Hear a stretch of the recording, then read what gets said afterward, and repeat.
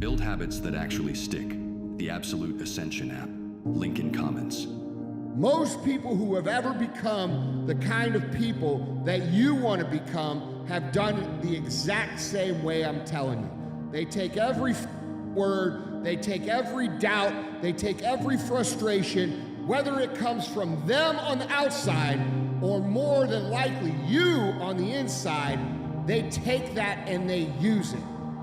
They move, they act, they fight, they sweat, they bleed at the thought of mediocrity. And after a while, you don't hear it anymore. Winning is in all of us. We all want to win. But the path people take to get to winning, everybody wants the end result and they want to feel the sugar and the confetti and all that other stuff. But what you have to endure to win, no one wants to talk about. And that's what really winning is about, because you spend more time enduring it and being in and not in a good place. No matter what you do in life, where you're at, this is what winning takes. And it's in all of us. It's in all of us. You find wins every single day. Some people didn't understand when I say I'm training for life. 2020 was the perfect example of that. A lot of people lost jobs, lost businesses, lost family members. A lot of folks spent a lot of time in the hospital on ventilators. That should have caused a lot of damage in your brain. Folks see how much I work out. They think I'm running from demons. It's not demons, it's discipline. And I'm a disciple of discipline. You cannot run your demons. They'll always find you. Only way to beat them motherfuckers is look at them eye to eye and make them your bitch. Mindset's the only thing that gets you through hard times. The hardest times in your life, what you're going through right now, are preparing you for what you want. Whatever it is in your life that you want, the hard times are given to you so that you can grow and get stronger. You cannot be trusted with a lot if you cannot be trusted with a little. That's how life is. Everything that you've been praying for, everything that you've asked the universe for is coming to you, but you have to go through the harder moments to grow for what it is that you want. And when you get there, you'll see that you couldn't connect the dots looking forward, but you will see how all of the struggles were always the most important part of your journey to getting you to the moment you wanted to get to. Just choose to keep going even if you don't understand anything. Even if the plan is gone, even if the map is useless, even if the next step feels like fog, because life doesn't always explain itself while it's shaping you. Sometimes confusion is not a sign you're lost. It's a sign you're being rearranged. Keep going when you don't have the words. Keep going when you don't have the evidence. Keep going when you only have a breath and will. The mind begs for certainty, but the soul grows in surrender. And one day you will look back and realize that the dark was not punishment. It was a place where your strength learned to exist without proof. So keep going. Not because you're sure, but because you're called. And what is meant for you does not require you to understand it, only to walk. They look in the mirror, they're just trying to see what's on the surface. But winning and losing wants to know what's inside of you. It wants to know what makes you tick. It wants to know what your desires are. It wants to know what your ego is. It wants to know what your limitations are. It wants to know what your mindset is. It wants to know everything about you, because winning does not lie. When you look in the mirror, you can lie and see what's on the surface. You cannot lie what's going on inside. And that's what people are not willing to see. The lies that are truly going on inside of them that are not allowing them to win over and over, or sometimes even win once. You have to look. Winning requires you to go so far deep inside yourself it's way beyond the surface. It's way beyond internal. It's going to a place that a lot of people haven't visited in a long, long time because they're afraid to visit that person, because when they visit that person, they don't know who that person is anymore.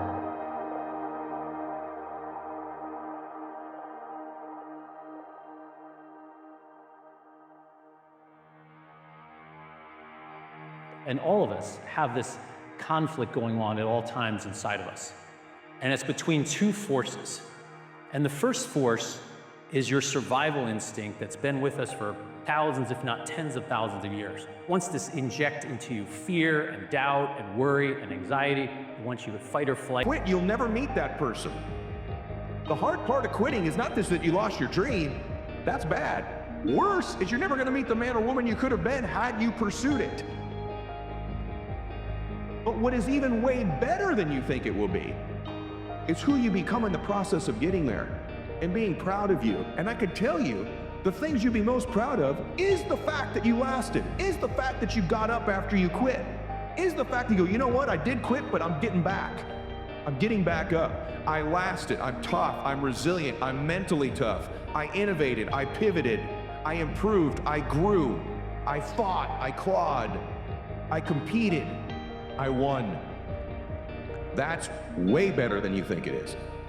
It's way better. Man, remember that when I almost quit? Remember that time I was down for a while? Remember when that person said this? Remember when that controversy? Man, that one would have knocked anybody. Remember when that person stole from me? Remember when that person did this to me? Just so you know, everything you think probably bad will happen, probably will, and worse.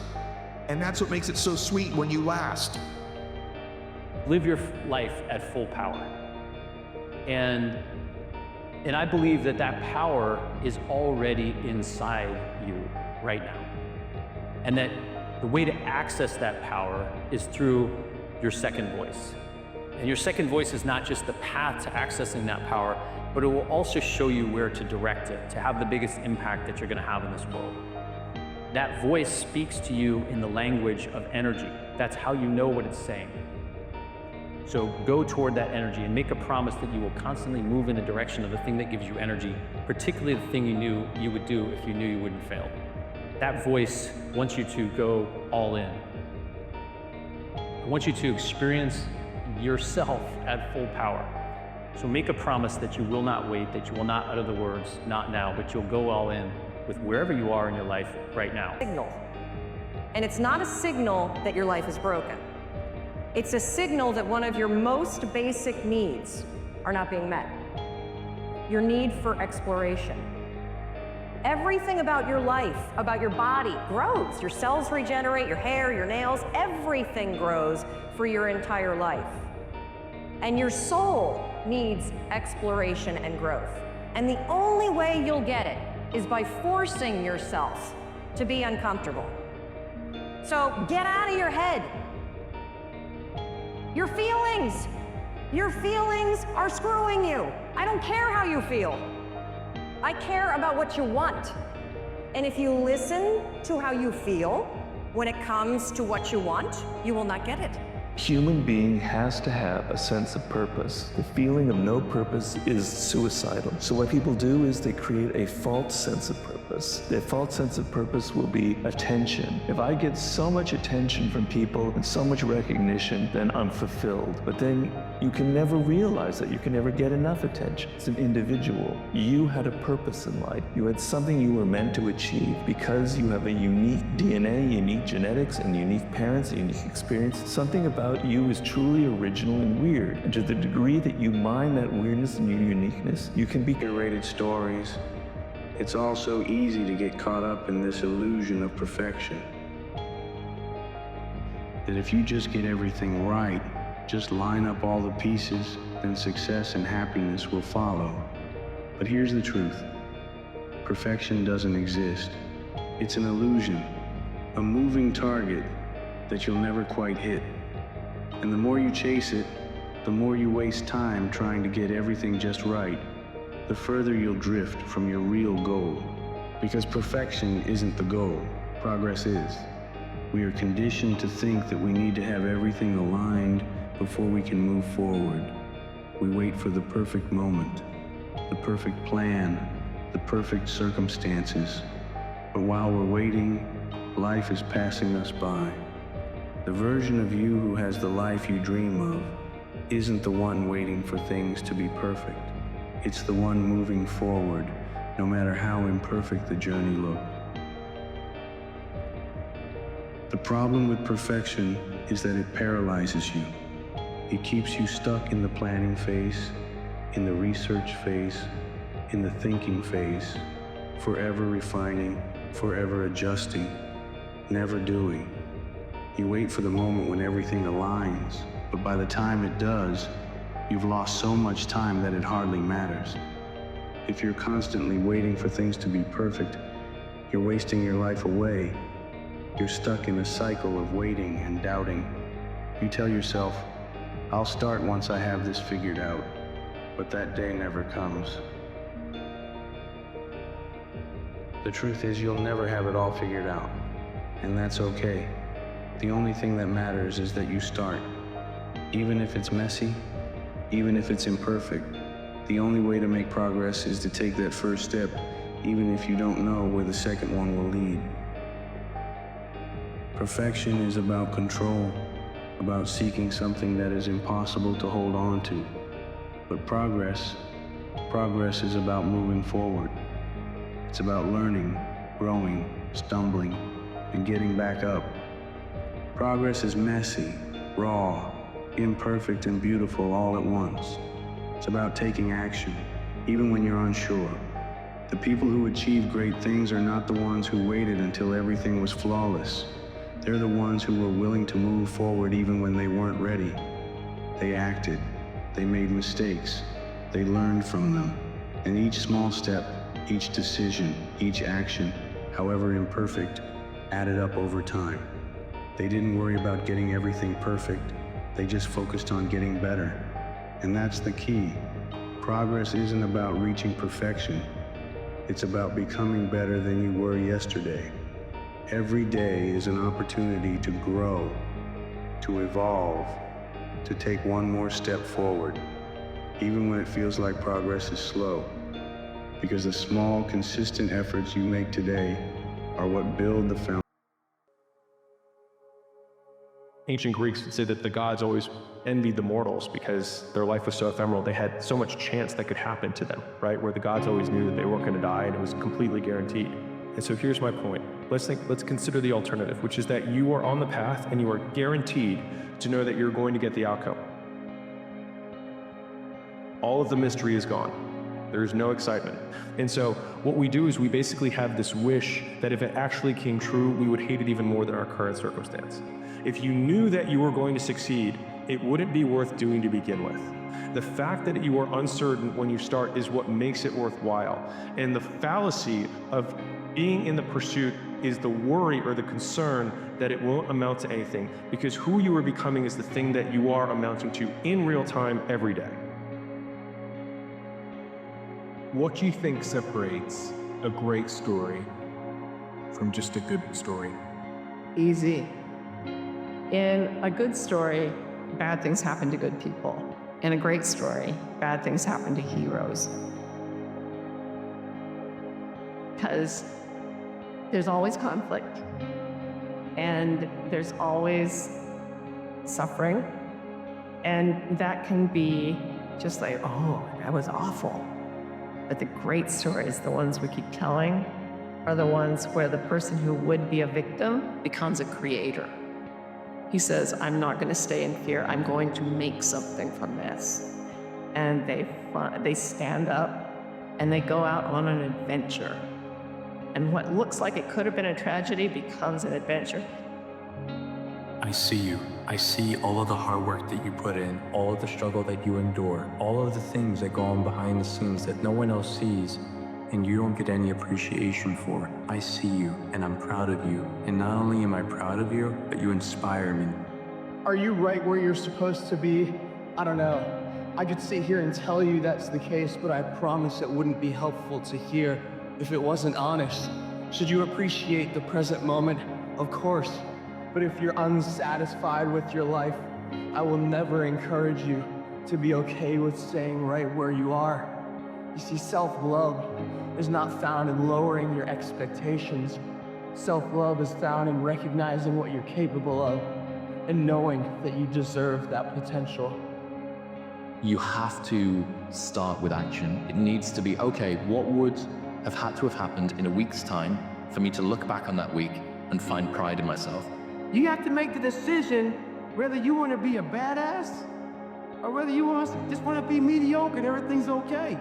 But being a badass hurts real bad. Well, at that time of year again, we start to feel real happy. Why? Because we're not going to work. It's a real good time of year. So in that good time of year, we start to feel real good about ourselves. So we start to feel great. So we start making promises to ourselves about, hey, I'm gonna lose some weight. I'm gonna do better in school. I'm gonna be better here, be better there. But guess what happens? The real Merry Christmas happens when all of that noise is gone, it's quiet. And it's you against you, and now all those endorphins are gone. And what promise you made about getting up early and getting after it to go lose weight, study harder, guess what? It's a lot harder now. That repetition becomes a lot harder now. So a lot of us can't do things on our own. So find somebody in your life, so when you throw that towel in, they throw that look back at you and say, you're not done yet. Stay true to yourself, stay hard. You're always one choice away, one moment of courage from turning it all around. But here's the truth. Nothing changes if you don't. It's not about waiting for the right time or hoping for a sign. It's about deciding that this moment, this one right here, is the one you'll finally show up for yourself. The best version of you is waiting. Don't leave them hanging. This is your shot. Take it. Number one reason for success is people focus on things that have high potential consequences.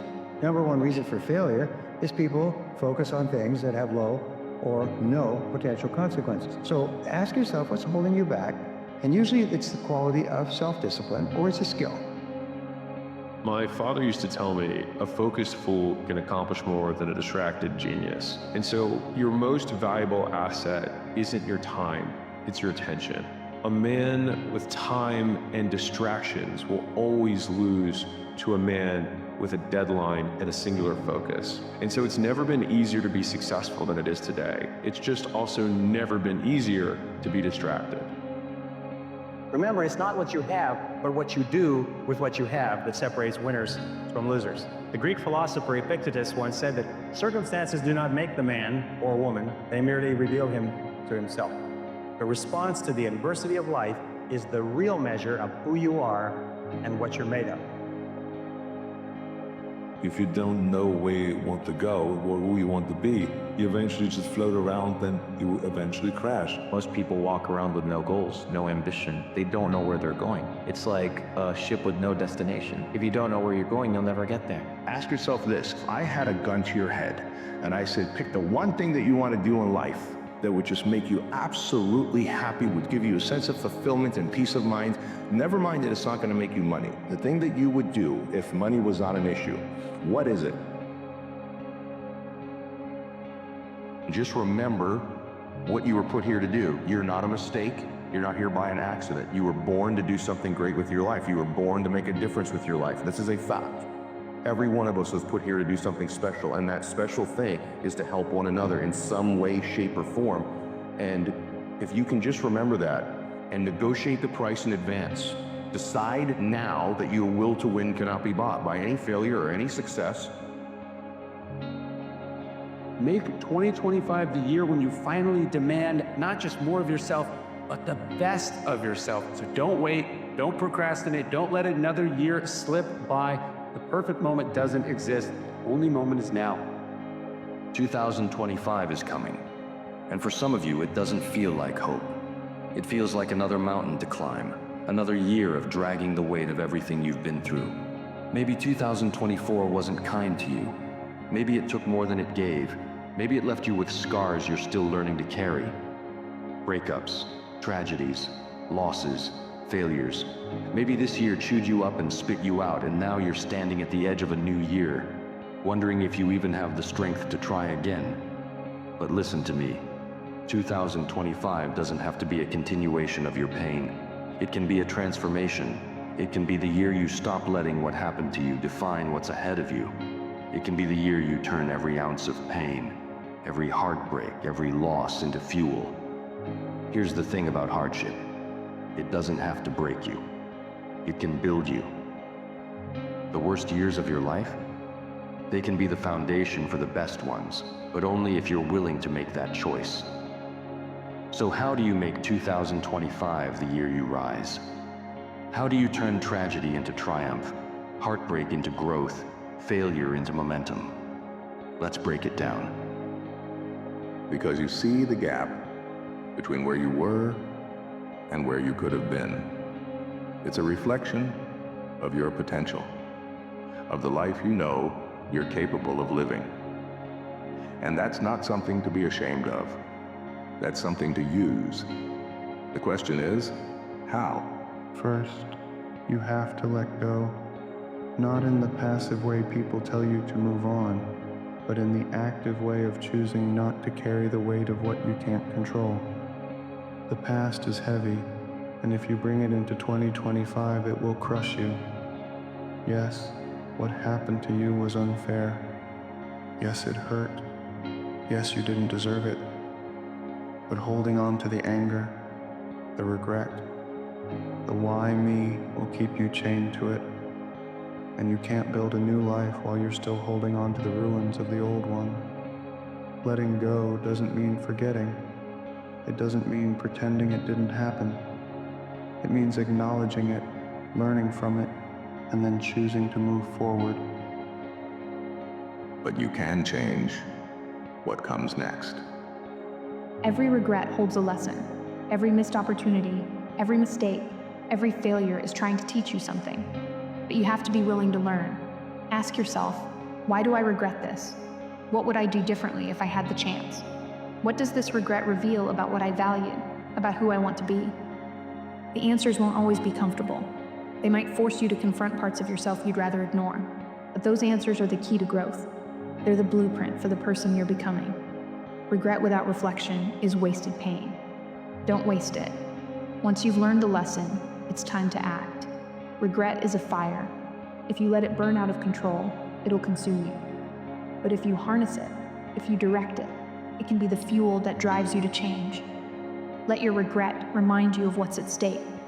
Let it push you to take the chances you were too scared to take before. Let it inspire you to show up differently, to live more intentionally, to stop waiting for the perfect moment and start creating the life you want. Because here's the thing about regret. It's not there to punish you. It's there to motivate you, to wake you up, to say, you don't have to make the same mistakes again. You don't have to keep living this way. You can do better if you choose to. This might be the hardest part, forgiving yourself. Because regret often comes with guilt, with shame, with the weight of feeling like you've let yourself or someone else down. But carrying that guilt doesn't serve you. It doesn't fix the past. It doesn't make you stronger. Forgiving yourself doesn't mean excusing what you did. It means acknowledging that you're human, that you're imperfect, and that you're trying. Forgive yourself not because you're letting yourself off the hook, but because you deserve the chance to move forward without the weight of shame holding you back. Regret looks backward. Resolve looks forward. Once you've learned from your regret, once you've forgiven yourself, it's time to focus on what's next. Ask yourself, what kind of person do I want to be? What kind of life do I want to build? And then start. Start small if you have to. Start messy, start scared. But start, because here's the truth. You can't change the past, but you can shape the future.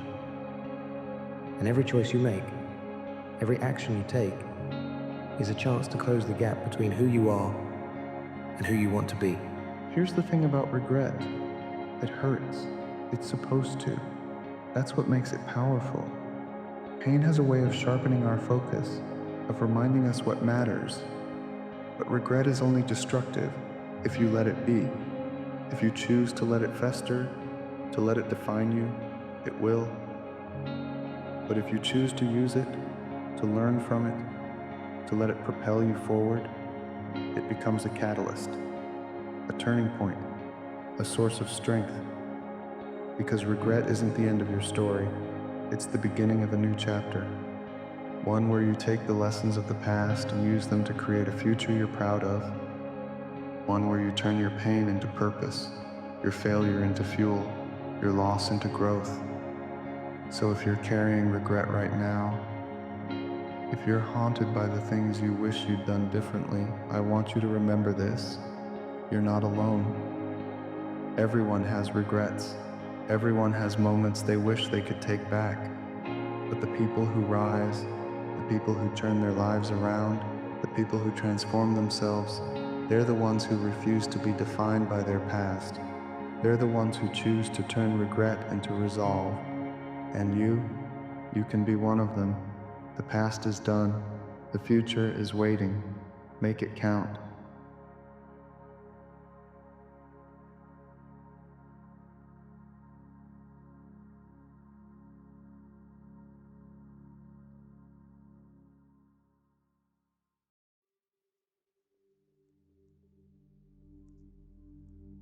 So you want to be normal. So you just want to be like everybody else that roams the world, not knowing the power that's in them, being fine with being mediocre.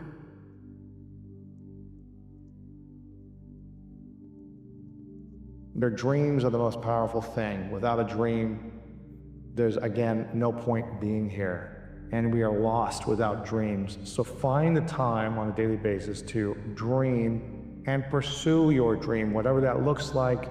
Be on the pursuit of your dream. I really believe that you have to seek the love and the beauty that you want in what you have now. Because that way you're training yourself to extract meaning right now, which means in the short term, if you can fill that role with meaning and your true passion and what's coming from you, then that's going to lead you to discovering the power of it.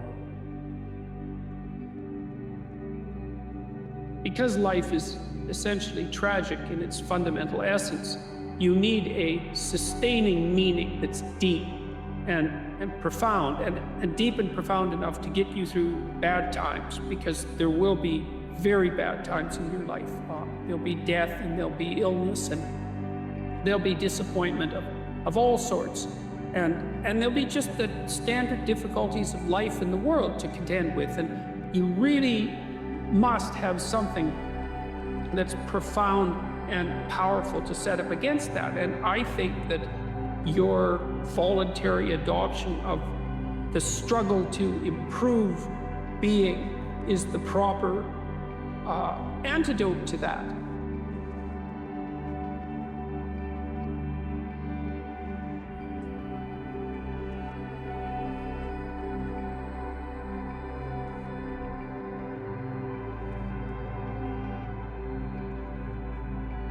Have to understand the fundamental truth of this life. You can always make a different decision, which will lead to a different outcome. Success is not how much money or how much power you have. Success is how well do you do what you do when no one else is looking and keep on doing it. Successful people do all the things that successful people don't want to do. So you've got to be realistically humble. You've got to be ambitious enough in your goals so that you're pursuing something that you regard as truly meaningful and worthwhile. So you want your goals to be of sufficient nobility so that you can live with yourself properly if you're pursuing them, but you want them to be small enough so that you have a reasonable probability of implementing them. Life outside of that one area, most of us are worried about suffering. We're afraid of it. When we're suffering and sacrificing, we wonder whether it's worth it. We wonder whether we're supposed to. We wonder whether sacrifice or setbacks or suffering is a sign it's not our real dream, don't we? And your body is a metaphor for the rest of your life, but the rest of our life, every time we sweat, every time we sacrifice, every time we suffer, we don't do what we do at the gym. We start saying, well, wait a minute, maybe I'm not supposed to be doing this. Maybe I'm not cut out. Maybe it's not my destiny. Maybe I just can't do it.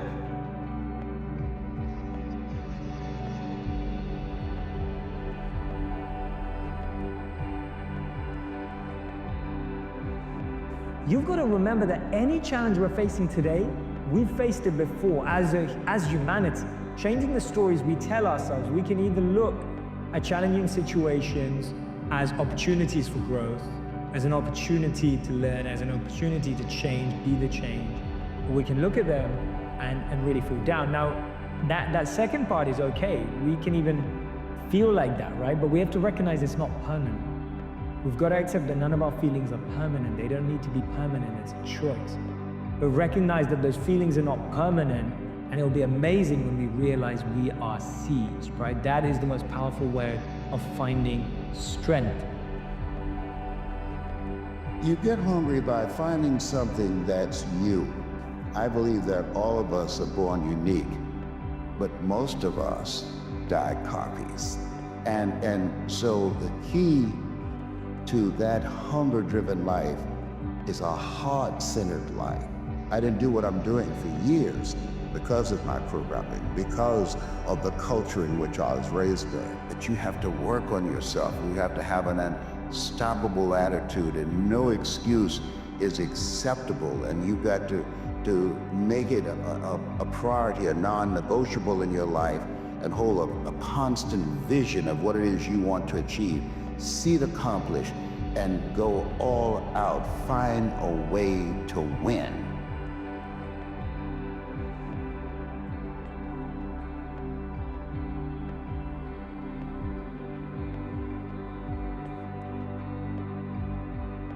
They're always up and down. It's like your energy levels will go up and down and you'll be exhausted. Everything is tied around a story of this is bad, this is wrong, I'm in a bad place, I'm messing up, I'm going broke. That energy that will pull you away from service or creation or creativity of how do I get out of this place. Assuming that you have a certain intrinsic value, it's necessary for that value to manifest itself, for you to push yourself against the world, to challenge yourself. Otherwise, what you're capable of won't manifest itself. It has to be developed. It has to be called forth by necessity, right? You have to pick a hard problem and try to solve it and push yourself against it and you have to try to do that truthfully and responsibly in order for what it is that you're intrinsically capable of and composed of to come to the forefront. Encourage people to be responsible for themselves and for other people, and also to point out that you have a moral responsibility to do so for yourself just as you do for others. There's a gap between the world and the things that trigger you and your response. And your entire life is that gap. And when you start to understand that your whole life plays out in this 5-second gap, and that there's a gap that's 5 seconds long between fear and courage, and there's a gap that's 5 seconds long between self-doubt and confidence, that is your life. And what's super cool about understanding that your whole life is inside this gap is it's so small, everybody, that you have the ability to control it. Life's always gonna throw triggers at you, and there will always be all kinds of cool things that inspire you, your wisdom, and you get to choose what happens in that gap. Do you succumb to an excuse, or do you push yourself forward? And so that gap is everywhere, and it's the same everywhere. And when you start to go to work in controlling how you live in that gap between stimulus or idea and your response, that's where the magic is.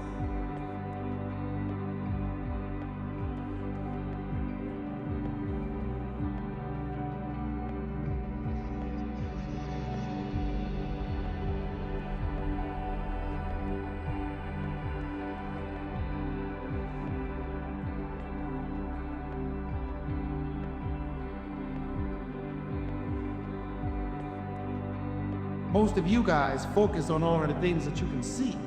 A visionary specializes only those who can see the invisible can do the impossible.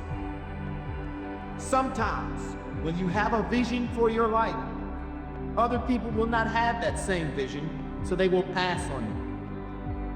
I'm looking to unleash these visions and ideas on the world, because the world is an empty canvas, waiting on new thoughts to think.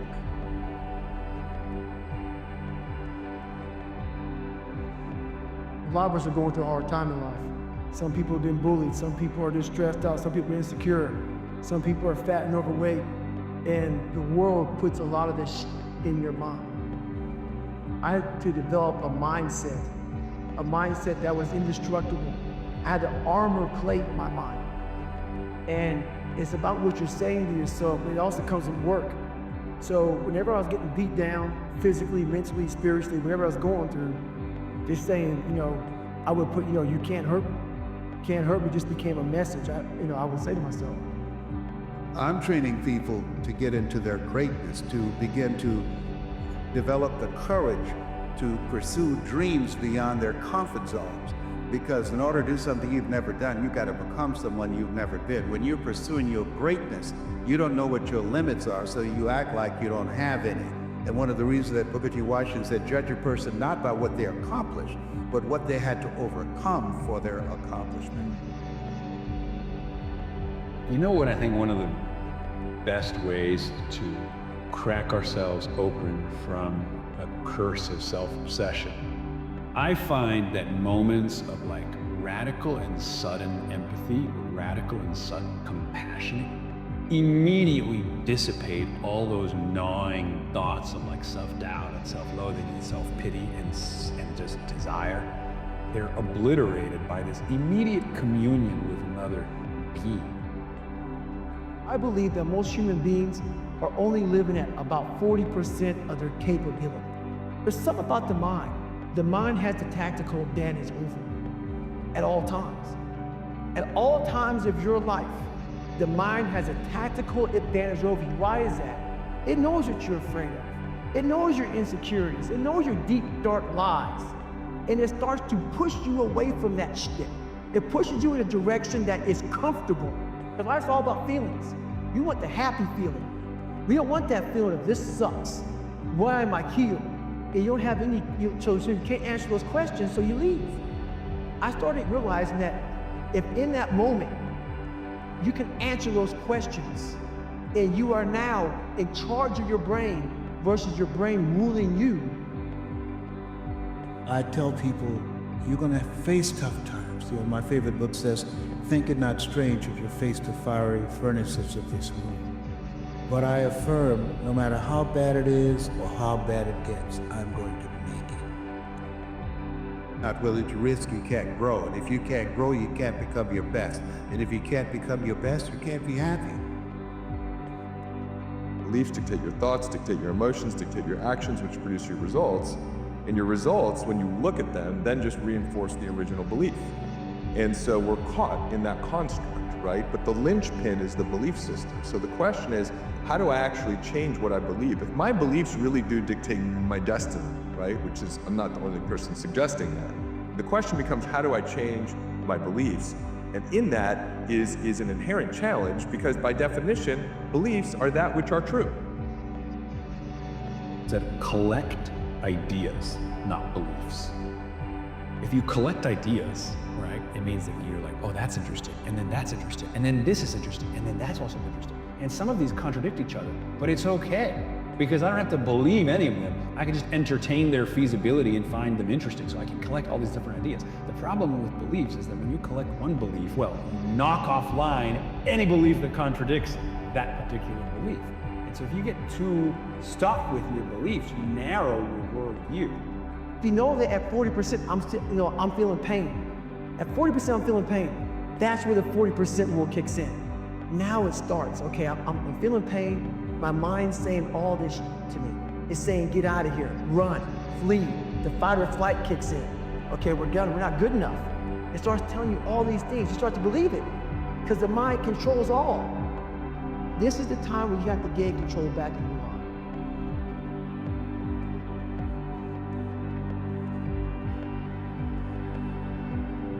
It's okay. let me see if I can go 45%. And once you start giving yourself more and more hope and start realizing, okay, the mind starts to be, okay, what are you doing? We're supposed to be going right and you're going left. You start then controlling your mind.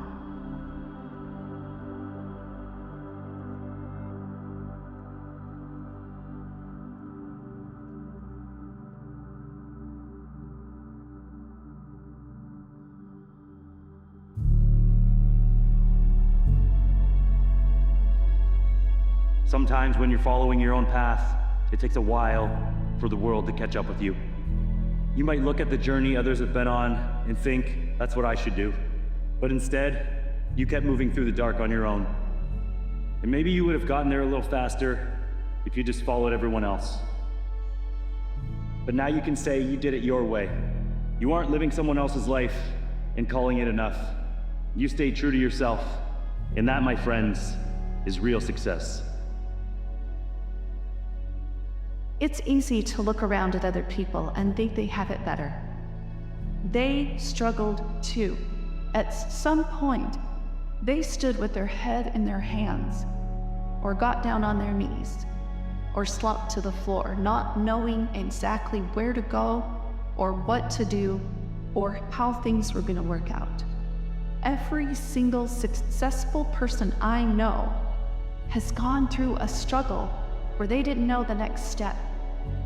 They had to step out in the darkness, so to speak, before the next step was illuminated. They took the chance not knowing what the end result would be. They took the step even though they were afraid. That's what courage is.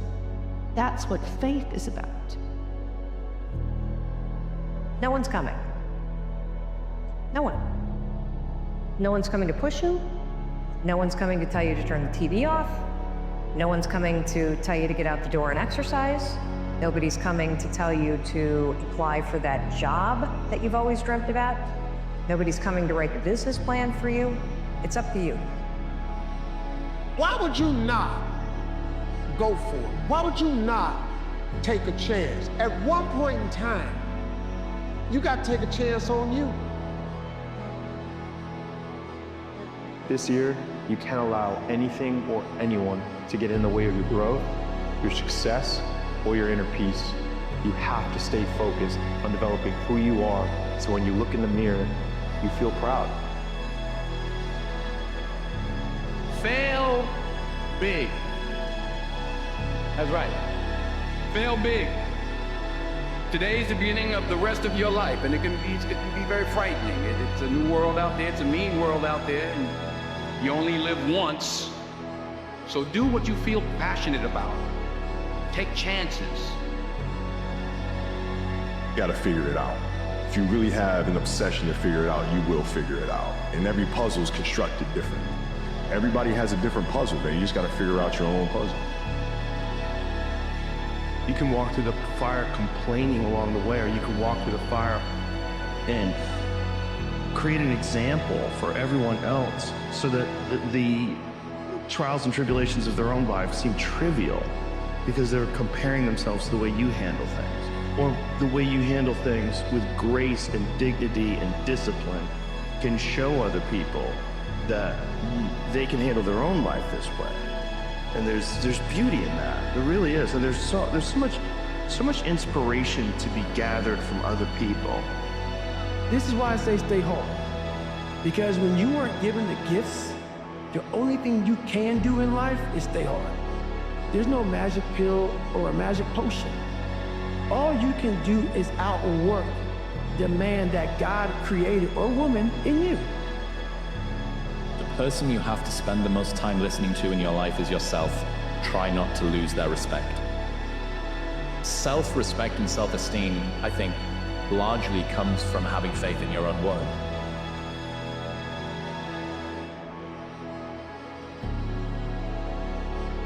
I'm gonna, as far as I'm concerned, that's all talk.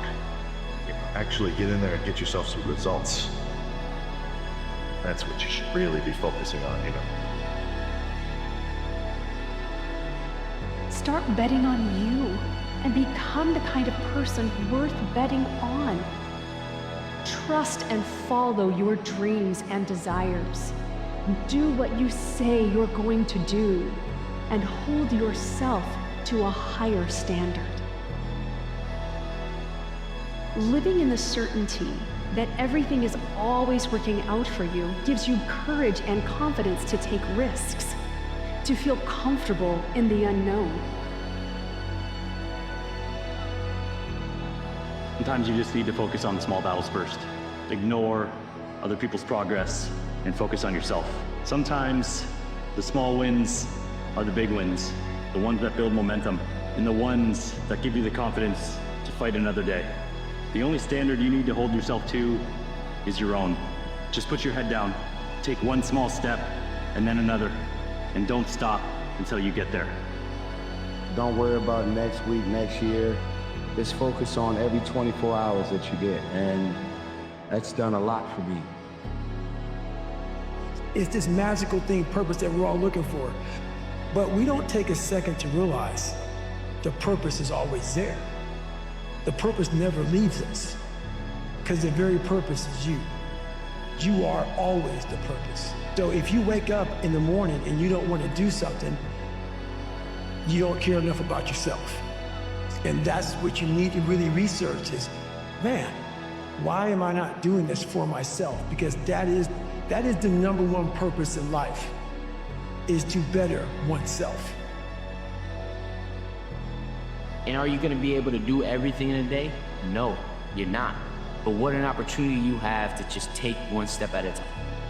And that's really where the beauty and the treasure is in the journey. It's in the steps that you get to take each and every day. We become different people on the other side of change. What we're capable of, what we value, and how we define ourselves, these things can all shift.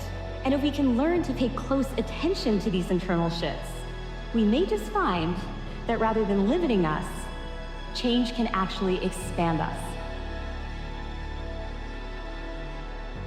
When you see men fall, don't laugh, learn. Learn. Because you're on your way up. And the things that tempt people to fall, you and I are not free from that temptation, nor from the weakness that will cause us to stumble and fall. When you laugh at somebody else, your enemy or your friend, you are laughing and opening a way for your own demise when you do that. Because to laugh and not learn, to make mockery and not to understand, is to make the same mistake yourself. We all have moments when it seems the world is crashing down around us, when we feel defeated and broken. But it's in those moments when we have the greatest opportunity. When you've been defeated, when you've been driven to your knees, you have two choices. You can stay on your knees, or you can rise up and fight on. Let's talk about change. Let's talk about that comeback that you've been aching for. Let's talk about walking that path and doing things you've never done before, seeing things you've never seen before.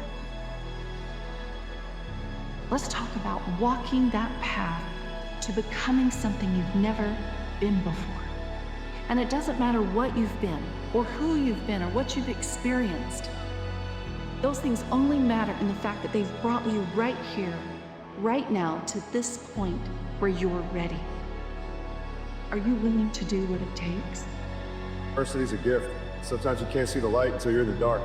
Sometimes you gotta face a setback to get set up for success.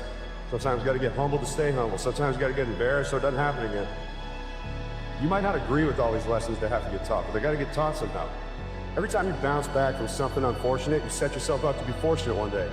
You don't know why you're going through adversity in the moment, only so you can use it for strength later. So be thankful that you're going through adversity, because the biggest blessings come wrapped in difficulty. You see, when you bury the things that hold you back, you can create a clean patch of land, a canvas ready to be painted with your dreams and aspirations. It's an opportunity to cultivate. But here's the thing. If you keep looking at things the same way everyone else does, or if you cling to the same beliefs and limitations you've always had, nothing will ever change. You need to develop eyes to see what needs to change, ears to hear the truths, and silence the doubt, hands willing to do the dirty work, and a heart that carries you through the ups and the downs, and some feet that are ready to move in the right direction. Friendly reminder that in 3 generations, everyone who knew us will be dead, including the people whose opinions stopped you from doing what you wanted all along. Imagine that someone you know achieves every dream and hits every goal they have. Years later, they get old and die. 2 years after that, how much do you care? About as much as everyone else will if you accomplish your goals and dreams. Do it for you. Make no mistake, there's a big difference between wanting something and being willing to do what it takes to get it. There will always come a day where you are too tired, too sick, something unexpected happens, the car doesn't work, a friend shows up, there's not enough time, not enough motivation. When you truly make the decision that you are willing to do what it takes, you change. Driven human beings are going to always feel like they're behind. They're going to always feel like they're not doing good enough. They're all going to always feel like you're losing. 90% of the time, you're going to feel like you're getting your balls kicked in. 8% of the time, you're going to be confused and you're frustrated. 2% of the time, you actually win. And those moments come and go, and then you're back in the 90%. And that's the reality of a winner's life. People don't understand that. They think it's all about cruising around in a cool car, having a free and happy and easy and go-lucky life. And that's not reality, because true winners are built for the fucking fight. They're built for the battle. Let's eliminate all outcomes, all results, and not let anything be predicated upon them. Let's lock into the process, the dedication, the commitment, the daily work, and why do you want what you want, and what are you doing it for? A lot of you aren't proud of who you are. You don't like the person you created? Do that then. Start from scratch. Create somebody that's proud of.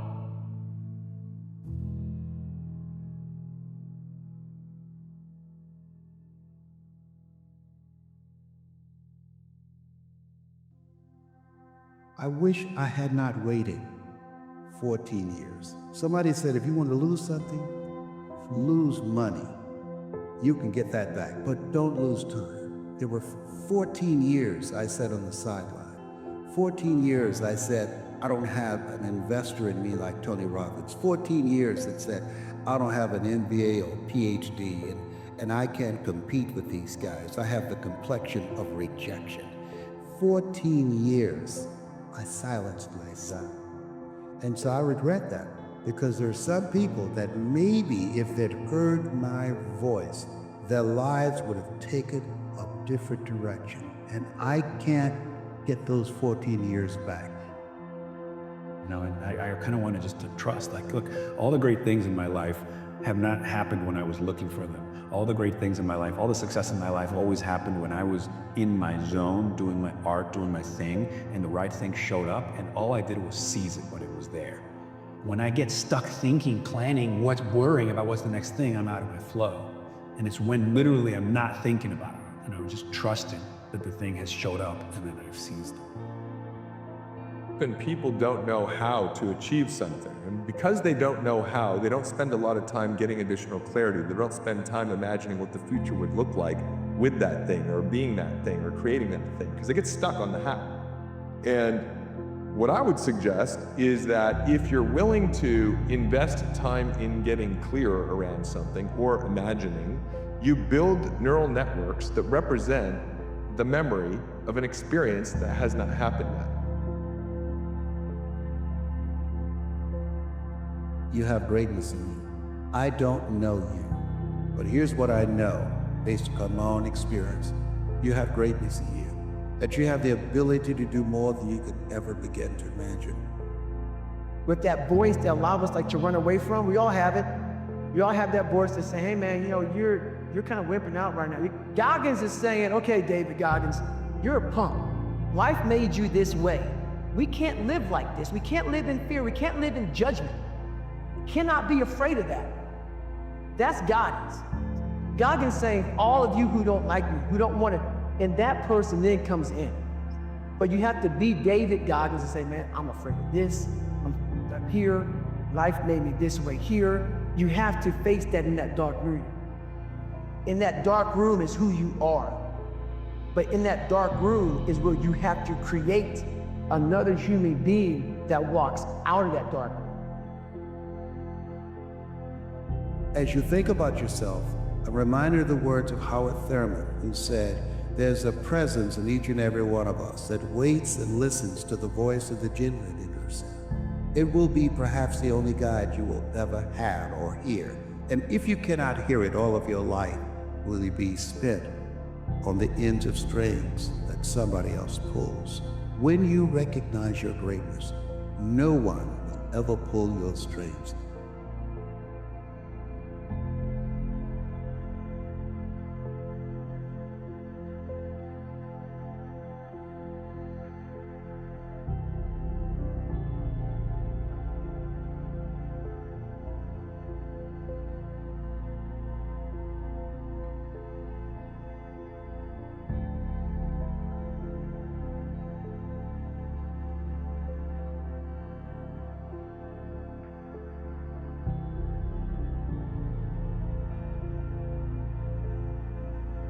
You can either live your dreams or live your fears.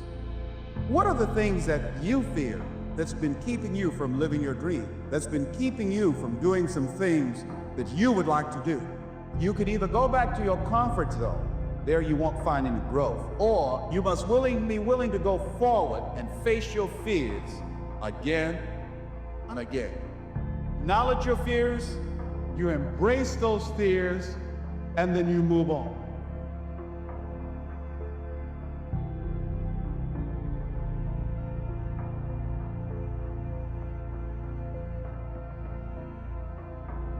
Giving with expectation is a devastatingly bad idea that 99% of people do. Tiny adjustments that have the most profound effect on people. And it's never too late to say, I'm enough, I can find love. And now if you give someone the power to make you feel good, you give them the power to make you feel bad. And if you do it to yourself, you feel so much better. It makes you slightly bulletproof. You still need other people, we all need other people. But the dialoguing with yourself and starting with, I'm enough. You see, strict paying bills out. I know it might be hard for you to feel that, but even in your darkest storms, there's a plan for you to still shine bright. Please believe that. I know because God did it for me. God will allow you to go through places you don't understand, just to bring you to the place where He needs you to be. So don't let this season take your life. You can win this fight. If it wasn't for my darkest storms, I would have never found the strength to shine my light. There's a purpose greater than your pain. There's no growth without rain. Sometimes it takes your hardest storms to birth your greatest change. Your light is not finished. You keep living. If you're creating a wonderful future and you feel the emotions of that future and you feel like you're connected to the energy of your future, the moment you get angry and frustrated, you just disconnected from the energy of your future, and now you're back to the energy of your past, and don't expect anything to change. It doesn't matter what happened in your past, you're just a choice away from a new beginning. Your perspective can either be your power or your prison. So no matter what, appreciate your life and build your testimony with the test you were given. Listen, I get it. I know depression is real, but so is deliverance. You can heal from those afflictions, overcome those addictions. It's time to put a semicolon where you're trying to put a period because your sentence as an infant. You got more life to live, so don't give up. And forget anybody or anything that's ever tried to make you feel like you're not enough. You're enough, you're more than enough. So don't try to end their story just because this chapter sucks.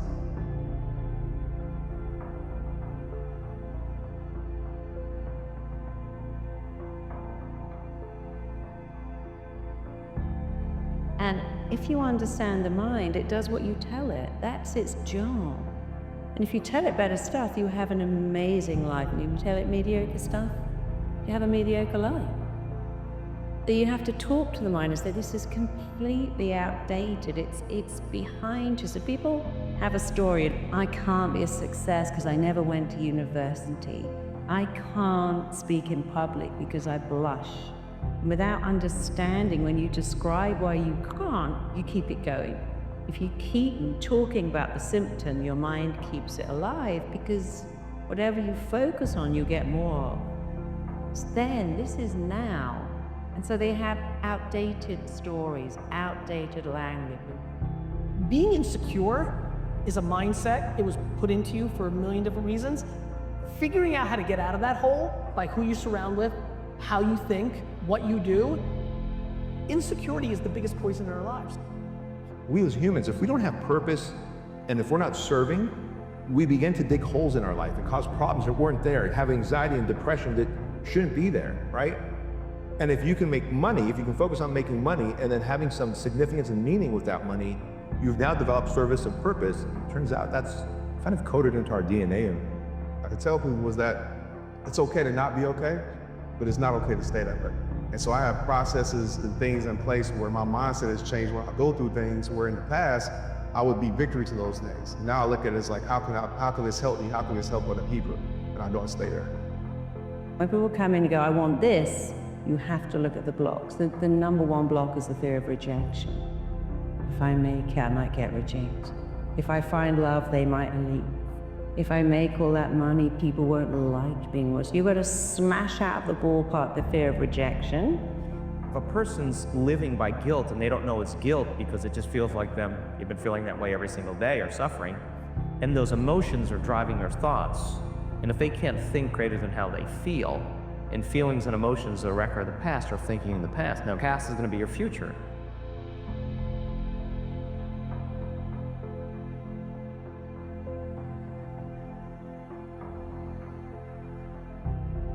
Reality. I tell people you gotta face it. That doesn't mean that you have to stay stuck there, but a lot of times we run from our reality, right? We try to smoke screen it, we try to hide from it, and we know reality will find you regardless. You can sweep it under the rug, but it'll still be there. And so one of the quotes that I like to use is, you'll never win your war by running from your battles.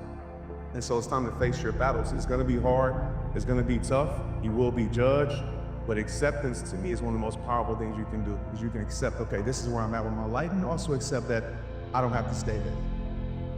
As humans, aren't we top of the food chain? I think we are.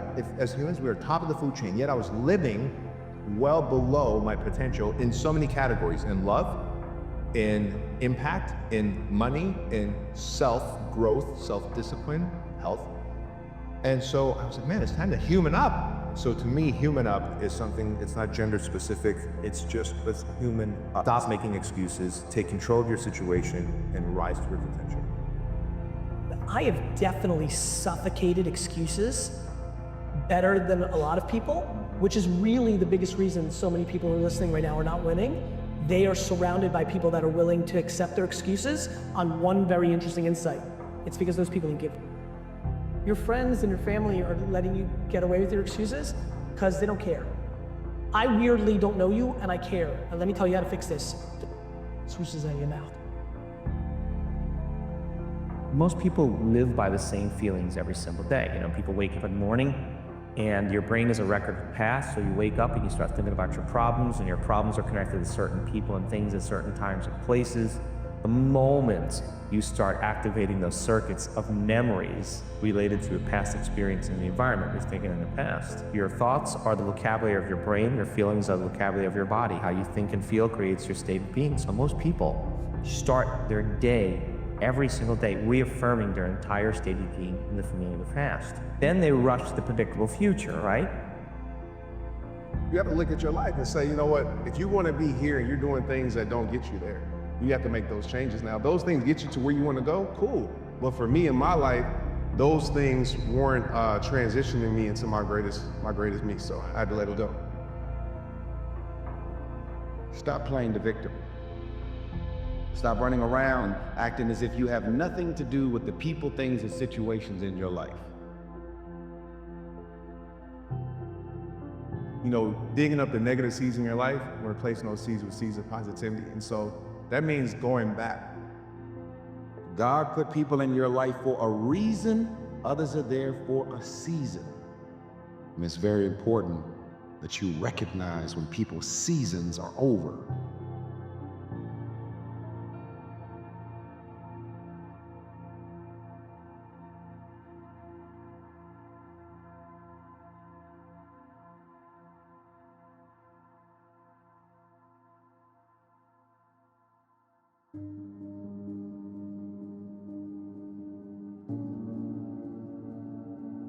You don't become legendary by accident. You don't become the greatest you by accident. You don't become that person you were created to be by accident. You become that person by being intentional. By saying, you know what, this is what I'm gonna get out of this year. Right now, you should be saying, this is what I'm gonna get out of this moment. This is your life. You have to figure it out. You have to figure out what's best for you. But I will tell you this, a made up mind. Most people have made up their mind that, you know what, it's done. Most people say, oh, my plans didn't go the way they're supposed to go, so I'm just gonna tank it. But not you. You're gonna make up your mind that you're gonna be that 1%. At some time or another, have agonized over making a decision. Some decisions are major decisions. And also there are a lot of small decisions that we don't make, that they tax our minds, they drain our energy. They create a lot of anxiety and nervousness and mental torment because we don't take care of it. We decide not to decide, which is a decision. Deciding to decide, to act, is a major, major challenge for all of us.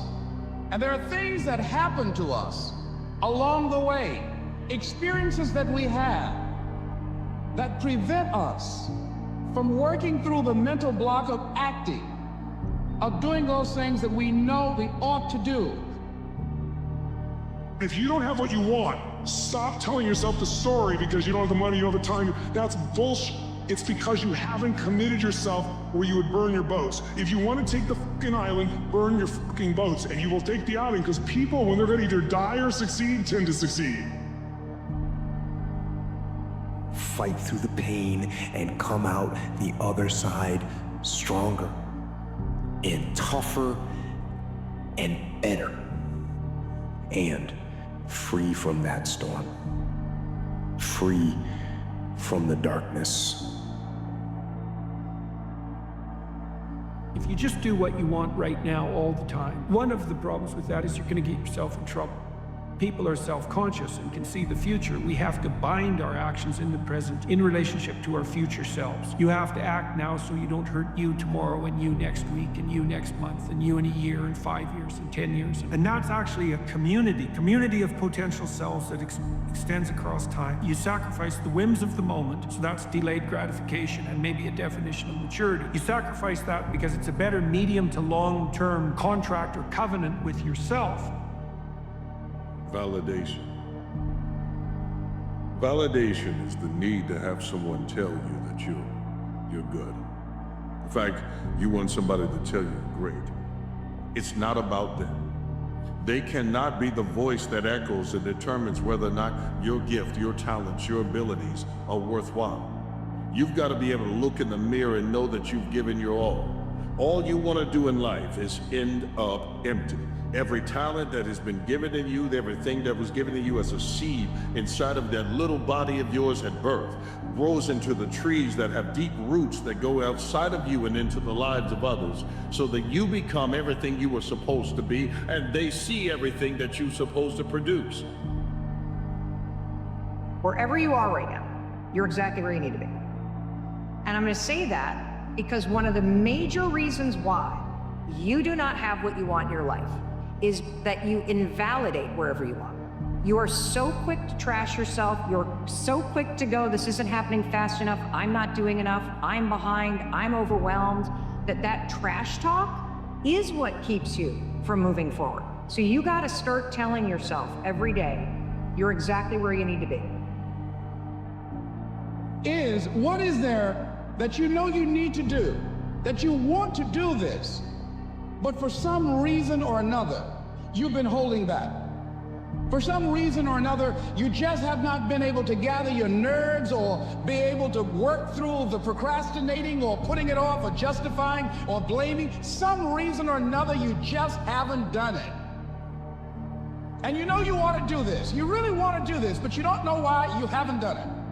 Because in order to begin to reinvent your life, you've got to make a conscious, deliberate, determined effort. If you wake up in the morning and you start having negative thoughts, man, this ain't my day. I woke up on the wrong side of the bed. I just don't feel myself. In the middle of the day, if you feel yourself doing that, just stop for a second and start going over in your mind everything you have to be grateful for. Everything you already have, because what you have is substantial. You just haven't gone over the list and taken inventory in a long time. But the fact that you can walk, that's a blessing. The fact that you woke up, that's another blessing. The fact that you can see, think, reason, that's another blessing. The ability to dream is a blessing. The fact that you have an opportunity to get it right is another blessing. The fact that you have any measure of health, that's another blessing.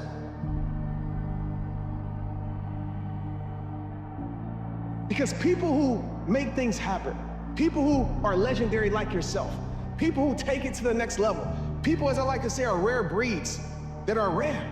They don't depend on motivation to move because they know they will never move if they depend on motivation. They will never create if they're depending on motivation. They will never change if they're depending on motivation. What they do, they move to create their motivation. Most people move until once they're motivated, but rare breed people, they create their movement to create the motivation. So I'm here to tell you that it will take longer. It will be more difficult. It will require more effort on your part. But you know what I can tell you about that? When you do the hard things, you will have a happy and easy life. But if you constantly choose to take the path of easy and negotiate and compromise, you will have a hard life that ends with regret. You see, everyone has to go through something, but it's the something you go through that also must go through you. When it does, you'll come out of this thing pure gold. And the only way you can get pure gold is to go through the fire. Stop asking God why and embrace it and say, what's next?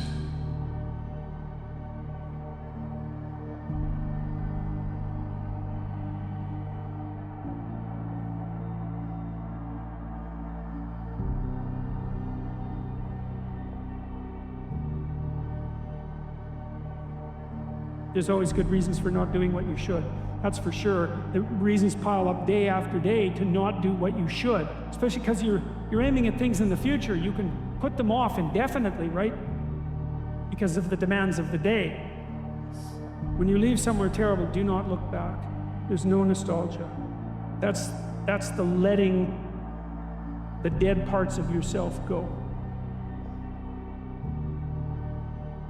And then if you're going to follow the good, there's no excuse not to do it, and it means no excuse whatsoever, under any circumstances. And then it's taken even farther with regards to familiar relationships. It is, you can't even let them stand in your way. And I think that's all true. Like, there's no excuse whatsoever for not getting at what it is that you should be doing. What permission you need. And I'm here to give you that permission. I'm here to tell you to give yourself that permission. I'm here to tell you to take the pen back and start rewriting that story. So what if you were beaten? So what if you were mentally and emotionally abused? Those are all superpowers now, because you are the type of person that went through that and came out the other side a stronger person. You have more resiliency, you are more resourceful than people that have not gone and suffered through adversity and abuse. That's the reality. We are more resilient. We are more emotionally strong, mentally tough, and we can deal with so much, but we have to first let go of the mental crippling crutch that we carry, which is this victim mindhood. I'm gonna tell you when your life's gonna change. When you truly get fed up and you say enough is enough. When you stop going back to the things that broke you. When you stop giving people titles in your life they don't deserve. When you stop chasing after people that don't want to be in your life. I'm gonna be straight up with you. Stop holding on to things that you need to let go of. I suggest to you that if you are facing a challenge, don't stop. Stay busy, work your plan. Continue to do those things that you know that work for you after you have evaluated yourself in the situation. Continue to move, stay busy, stay busy, stay busy. Expect things to get better for you, because they are. See, life is cyclic.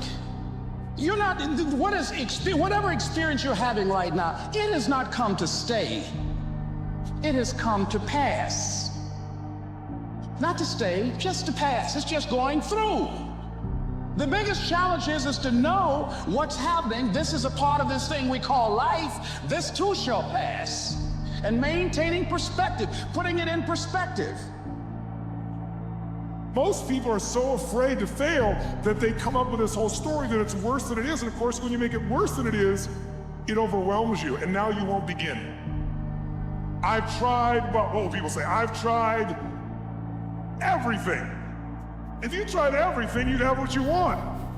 It's about facing your fears. It takes discipline to face your fears so you can conquer them. And that's what discipline is. Discipline means taking the hard road, the uphill road, to do what's right for yourself and for other people.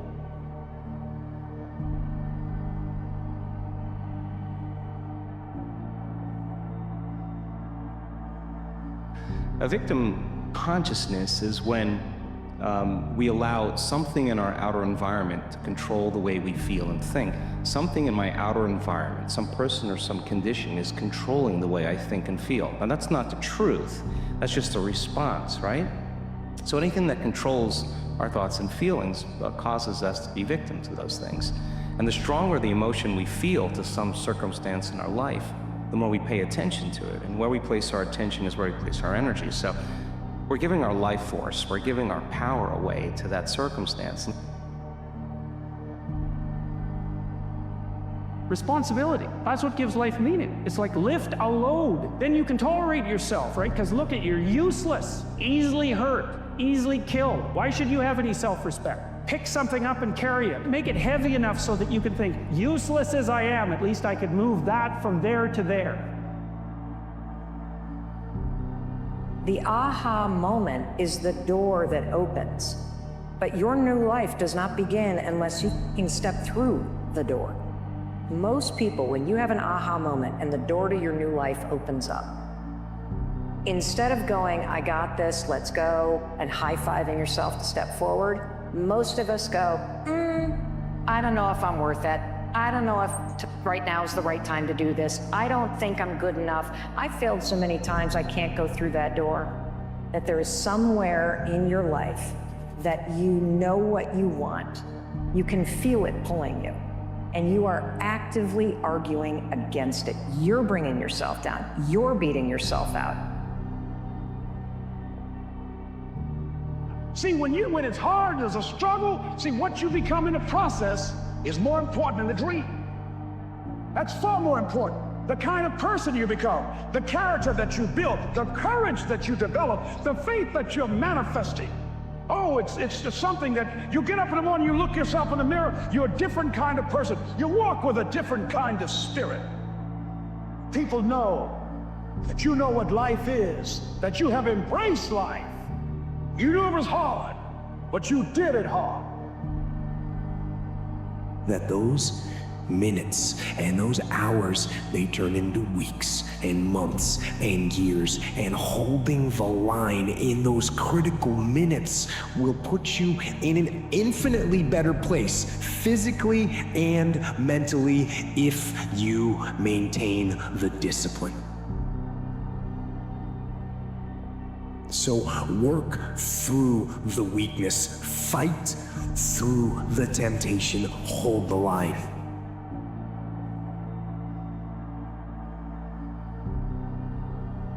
Hold the line, maintain the discipline. It is not easy, but it is worth it. because, yes, because discipline equals freedom.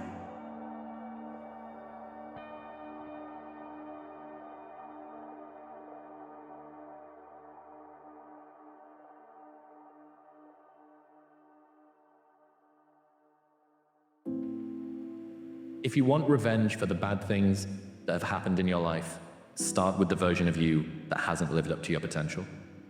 You have no fucking idea how great you really are. Because maybe I'm not good enough. Your story may not have such a happy beginning. It's not okay for you to be a weak loser. But that doesn't make you who you are. And the reason it's not okay is because you could be way more than that. This life is not here to make you suffer. Because you are using such minimal of what you have. This life is here to make you understand what is your potential. They say the true hell is when the person that you are meets the person you could have been. It is the rest of your story, who you choose to be. My philosophy is, why be normal when you can be the best? And I learned the greatest gift of all. The saddest thing in life is wasted talent. Play full f***ing out. If you're going to try, go all the way. You're not as far away from these dreams as you think you are. Is that so many people die with untapped potential because they think that someone else is f***ing better than them. All life forms strive to the max of its potential except human beings. If you only do what you can do, you will never be more than you are now. You got the makings of greatness in you, but you gotta take the helm and charge your own course. We can be anyone. We can do anything. It's only a matter of going.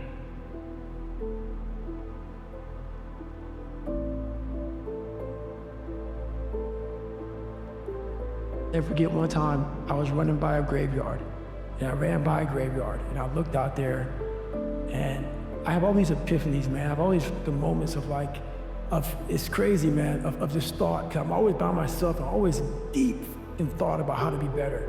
And I look out there, I'm like, man, I wonder how many of you motherfuckers in there and just are so upset with how you lived your life, regret how you lived it. And I'm running a 300-pound man thinking, man, don't fucking die like this, bro. You know, there's one place that all the people with the greatest potential are gathered. One place. And that's the graveyard. Everyone has the possibility to unlock something very, very special about him or herself. And it's up to your actions. Ultimately, it's you yourself who also is able to unlock it. If you're going to try, go all the way.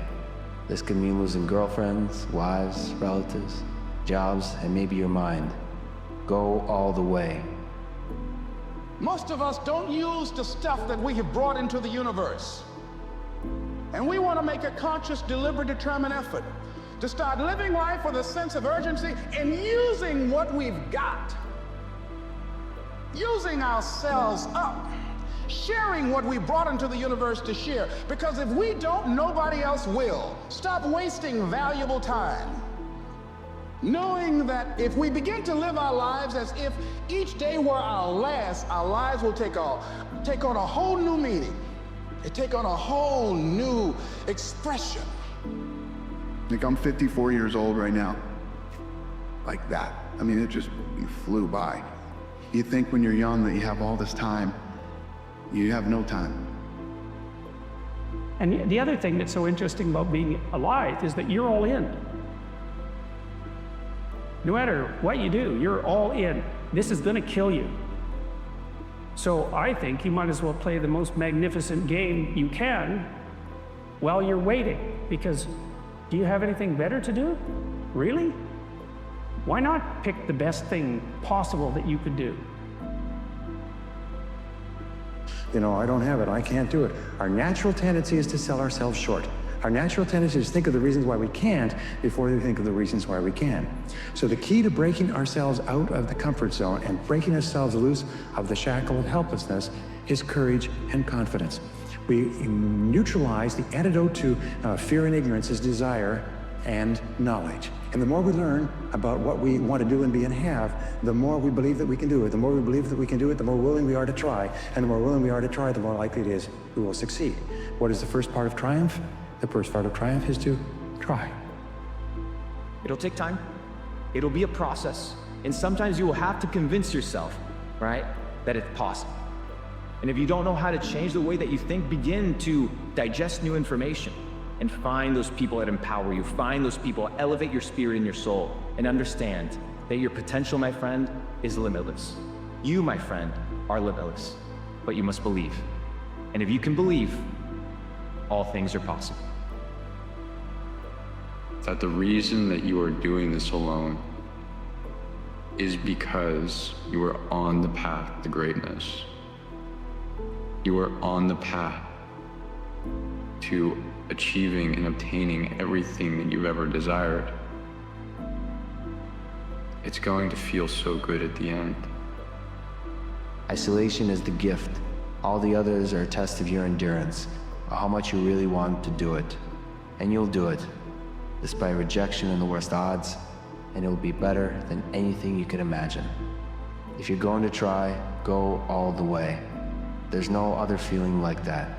You'll be alone with the gods, and the nights will flame with fire. Do it. Do it. All the way. All the way. You will ride life straight to perfect laughter. It's the only good fight there is. A lot of people are afraid to even try hard because then if you try hard and you fail, you feel like a failure. The aspect of being a failure doesn't come from the success in the end. It comes from if you really quit on yourself, or if you don't put in the effort you know you can put in, kind of holding back on your true potential.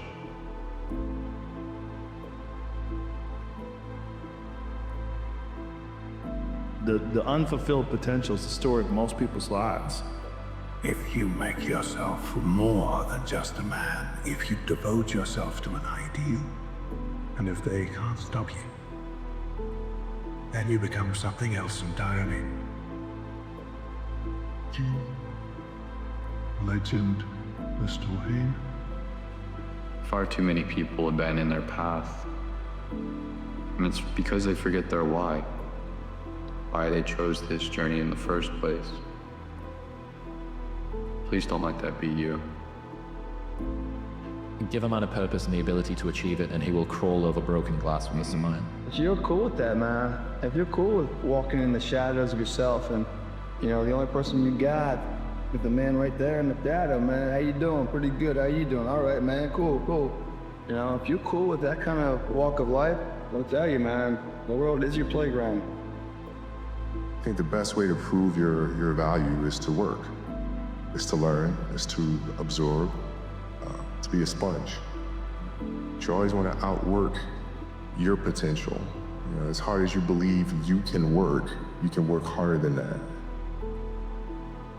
You have so much potential. You have a gift. And the purpose that you were put here to fulfill, people out there, real people, are depending on.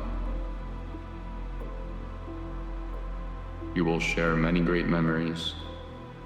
You will be confident and proud of the person that you've become. That's what this is for. That's what's on the line here. And that's what's waiting for you on the other side, my friend.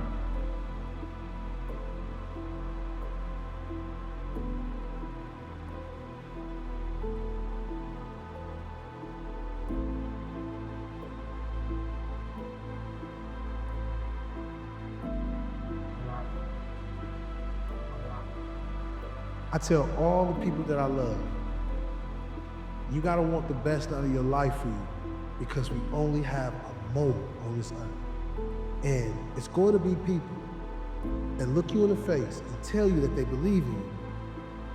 They're gonna tell you from their lips they believe in you. But when you look them in their eyes, you're gonna know that they're not telling the truth. That's the hardest thing for a man to take, because belief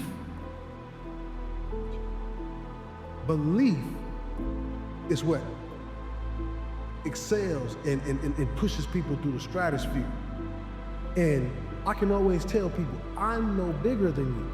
What I tell people is the way you get to the next level of your life is keep going. Keep going, keep running. Even when you don't even know, when you get turned into chaos. You cannot be great if you cannot operate in chaos. That's my life. Because if you can operate in chaos, the world becomes Disneyland. Problems become scratches. Many people focus on the problem and not solutions. We spend a split second, 15, 20 minutes tearing our body down, tearing our mind down over something that we can't control. Everybody talks about their faith, but do they really got faith? Do you got that halfway faith, or do you got that whole way faith? Real motivation comes from pain. It comes from the bottom. Building yourself begins with intention, clarity. You have to know who you want to become. You can't just show up in the gym of the mind and do random stuff any more than you can show up in the gym of the body and do random stuff and think that you're gonna end up on the stage competing for Mr. Olympia. Because until you know exactly in what way you are trying to serve people, you don't know what skills you need to acquire in order to leave people in awe so that you may become extraordinary. Where you have to push yourself long past the point of boredom. Boredom kills more people in the pursuit of success than any hater will ever kill. Boredom is the great killer of dreams. Boredom. Because people don't have the focus, they don't have the clarity of what they're trying to achieve. They've not built into their life an intoxication for what they're trying to accomplish. Why is it so many people have big dreams, but such a small number of people ever make those dreams a reality? And for those that do make it a reality, what is it that gets them not only to follow through, but then to enjoy what they have? I don't know if you've ever had the experience of achieving something that you've always wanted, and then afterwards thinking to yourself, is this all there is? It's one of the worst feelings of the worst. It's almost worse than failing, because when you fail, at least you know, hey, I can still find a way to make it happen. But when you succeed and you're not happy, you're not fulfilled, then you got a real problem. There's two things that control everything in your life.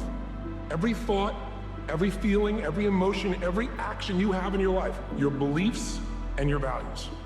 Whatever you believe, if you think life is just a waste of time, doesn't matter what you do, beliefs control us, but so do our values. Some people value making it happen. Some people value their family the most. Some people value love. But you know what the real challenge is? When we have values in conflict.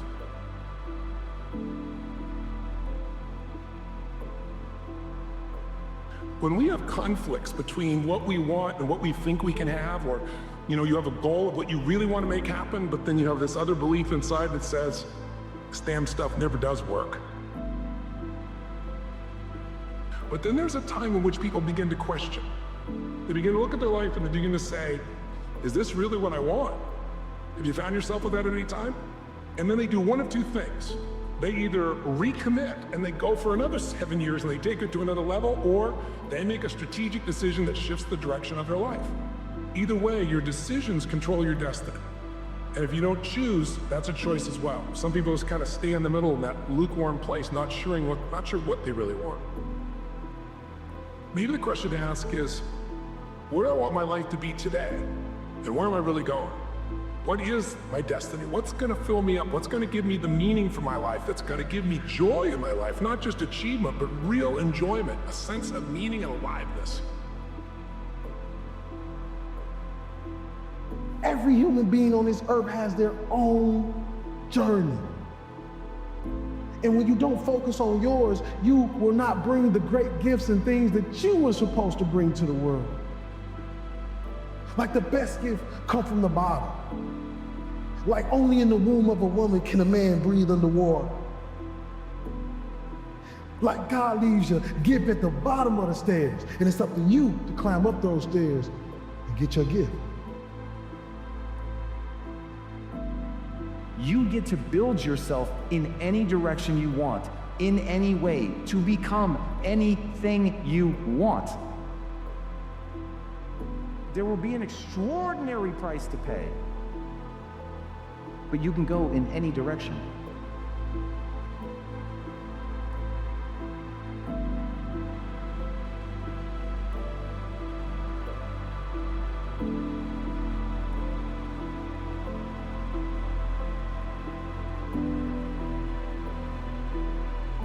When I say you're immortal, you're not actually thinking you're immortal, but you're not conscious of your mortality.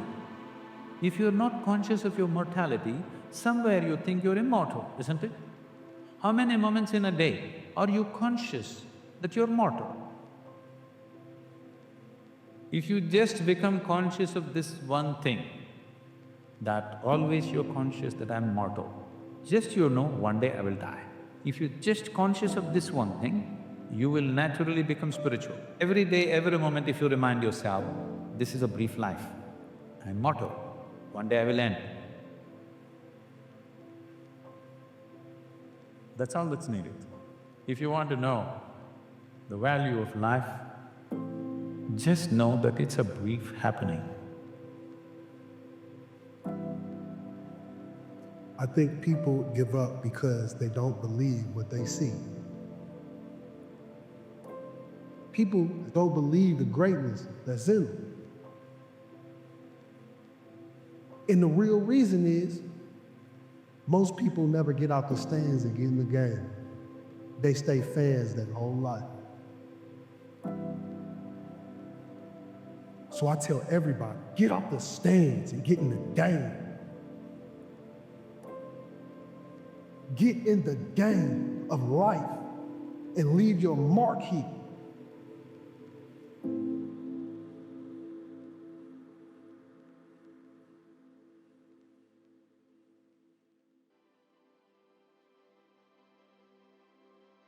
If you want to do something extraordinary, you have one job. Leave your fellow humans in awe. You probably don't think of your life in this manner, but I invite you to think of your life in this manner. Your entire life has been nothing but an attempt to exert control over some part of your internal or external environment. You do not have control, you never had control, you never will have control. You only have the illusion of control. The thing that I find most interesting, the thing that I think a lot about is who are we sort of at our core? What are we? Are we changeable? Are we malleable? The whole nature versus nurture thing has really come to define my life. Because it doesn't matter who you are today, it certainly doesn't matter how you were born. The only thing that matters is who you want to become and the price you're willing to pay to get there. Legacy is planting seeds in a garden that you'll never see. The capacity to strengthen and increase your hunger is the one common denominator amongst the most successful people. Richard Branson's a good friend of mine, and Peter Guber, Steve Lynn, all these guys, they've never lost their hunger. Most people are hungry to achieve a certain amount, make a certain amount of money, and then they get comfortable and relax, or they get a certain level of fitness and then they relax. Hunger is the ultimate driver, because if you're hungry, you can get the strategy, you can get the answer. If you can't model it, you can find it. I would lay in bed for up to 4 hours a day, every single day, because I couldn't motivate myself to get out of bed. I didn't have a job, and the only thing that would get me out of bed, 15 years before I'm capable of building $1 billion company, the only thing that got me out of bed was shame, because I had one failed misunderstanding. I believed that my talent and intelligence were fixed traits. Because what's happening in the mind seems invisible. We can't see it. We don't understand what's happening. And so as shame was the only thing that would drag me out of bed, I didn't understand that the same thing I believed to be true of my body was true of my mind. What you build your self-esteem around matters. So what I want you to realize is thoughts are invisible waves. When you turn on TV, it takes invisible waves, and depending on the channel, you're gonna see a love story, or an adventure, or a drama, or a comedy. So what I've tried to do in this very beautiful state is simple. You start to feel the stress, you see it as thoughts going by, and then you focus on something to appreciate, enjoy, or love. Appreciation, love, and joy destroy suffering. You can't be grateful and angry simultaneously. It's possible. You can't be worried, fearful, and grateful simultaneously. So I tell people gratitude is one of the emotions to cultivate that'll destroy the suffering. Stop trying to control your life. You can't do it. Think instead in terms of controlling the experience of your life. A lot of the time in your life, you have the ability to decide what you are going to experience. Mental chatter is an internal monologue that you have going on in your head all the time. It begins right up when you get up in the morning, is with you throughout the day. Mental chatter has always been a part of your life. Most of the time we try to ignore it, we suppress it, we work around it, we try to live our life as best we can in spite of our mental chatter. That is a huge mistake. And the reason it's a huge mistake is because we build our lives with our mental chatter. We create the world that we live in with our mental chatter. We all think we live in a real world, but we don't. We live in a construct. We live in the matrix. And whether you realize it or not, each and every one of you has something that sits at the core of how you feel about yourself. And from that, your identity, your sense of self-worth, your self-esteem, it is all built around that thing. Now, when you think about my job as a parent, as an entrepreneur, as an athlete, as a speaker, as a whatever you want to be, you've got to get so good at that thing that when people see you do it, you make them experience the most potent human emotion, and that is awe. To get that good is a terrifying journey of self-discovery and confronting who you really are. Because you cannot make change until you acknowledge where you're actually at. The most important decision of your life is deciding whether you're truly committed to being happy no matter what. Because life is going to throw all kinds of curveballs at all of us. There's the one thing that's in common in this lifetime is extreme stress. But it's just true. Someone you're going to care about is going to die. Someone's going to take advantage financially if you're not careful. You're going to find yourself in a position the government might change the rules and you can't do what you're doing before. Somebody call, like I've gotten the call saying you got a tumor in your brain. Those days alter you. So the greatest gift you could give yourself, besides making this life about love and making this life about giving, because to give you have to keep growing, is, I believe, to make that decision and say life is too short to suffer. We are all very good at shooting second arrows at ourselves. How many times have you laid yourself low? How many times have you berated yourself for taking some damn fool action in retrospect? How many times have you compared yourself unfavorably with someone else? We don't just shoot second arrows, we shoot third, fourth, fifth, sixth, and seventh arrows at ourselves. The important thing for you to note is the second arrow is always delivered by means of mental chatter. What you don't recognize is the stuff that you believe, which you have not subjected to the same scrutiny, is equally false. And that too will crumble. So the question to ask yourself is not, is this true or false, right or wrong, good or bad? The question to ask yourself is, does this model work for me in my life now better than what I am currently using?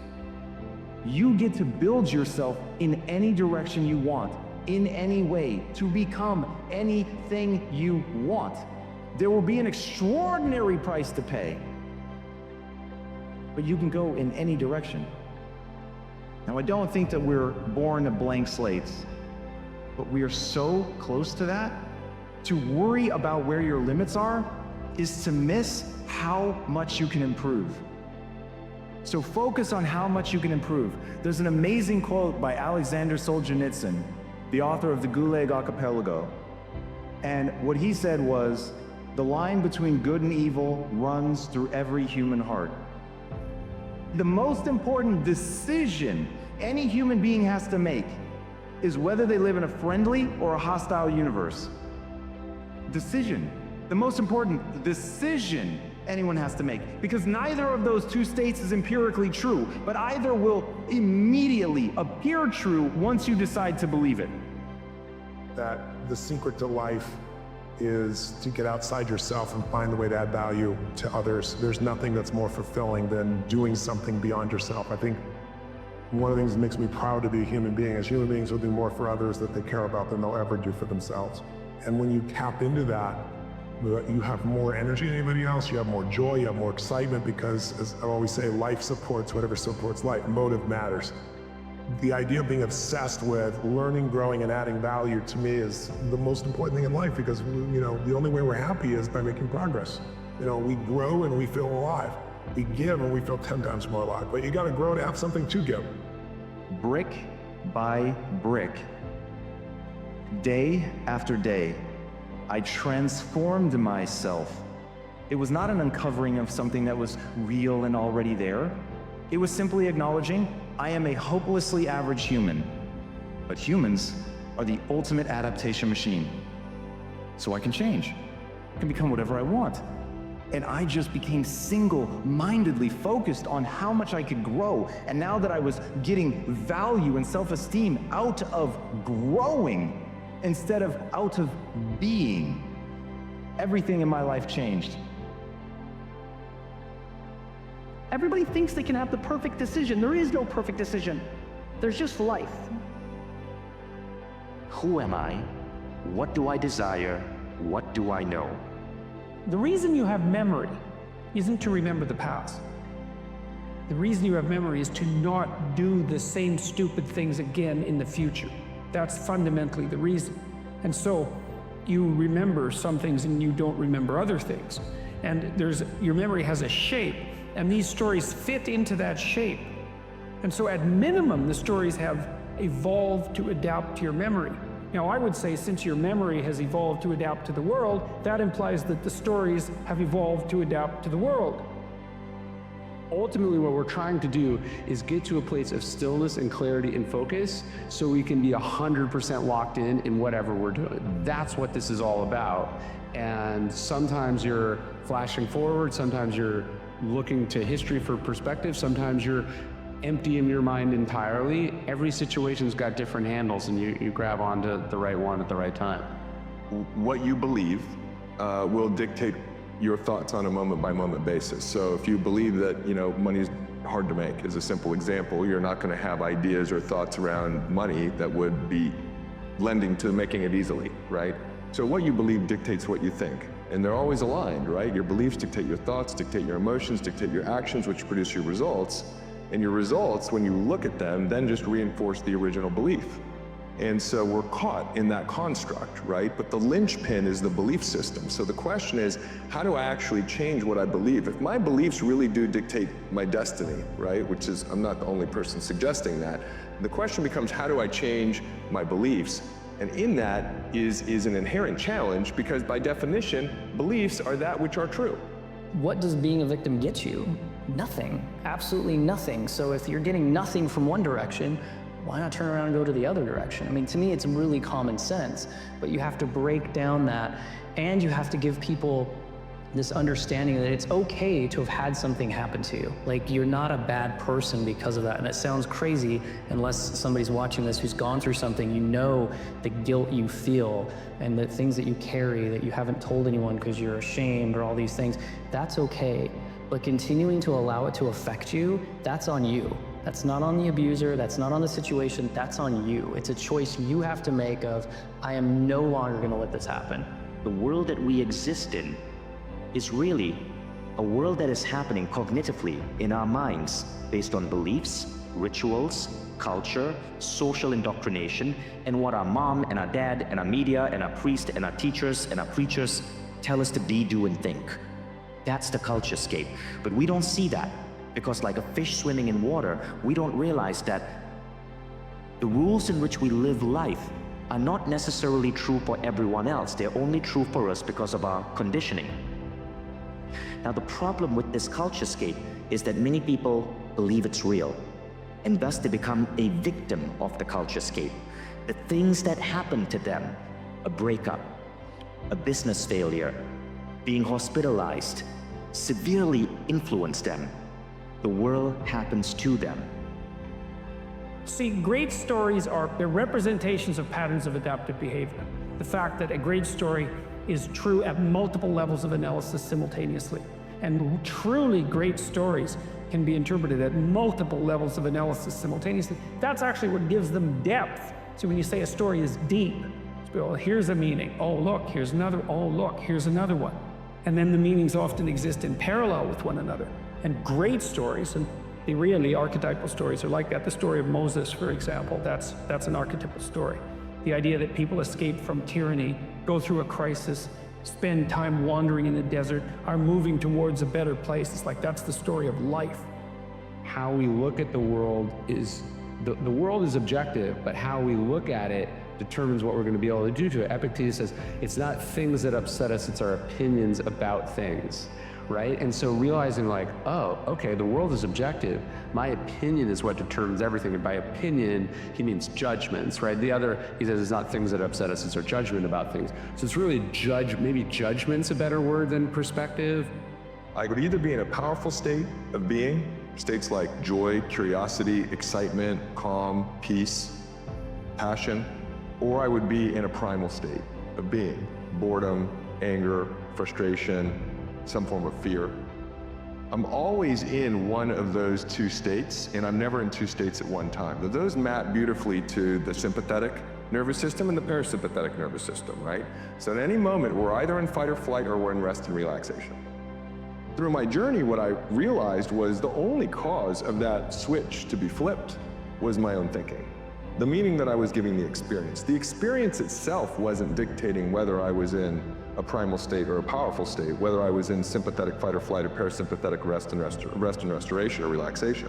It was the meaning I was giving the experience. And so that meant that all of my personal suffering was within my own control. I needed to start controlling the meaning I was giving the experiences of life.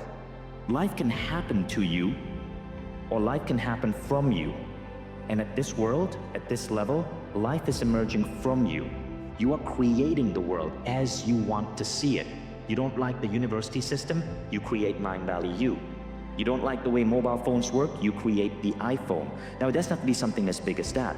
It could be the way you hack your education. It could be the way you start your business. It could be the way you told your parents that you were not going to blindly follow their fundamentalist religious ideas, even though they had been part of your family for 300 years. You create your own rules. And this is when this great awakening starts happening. And I'm gonna use this for everybody. Everybody's so crippled by decisions, but you never know how the other thing worked out. Let me give you an example.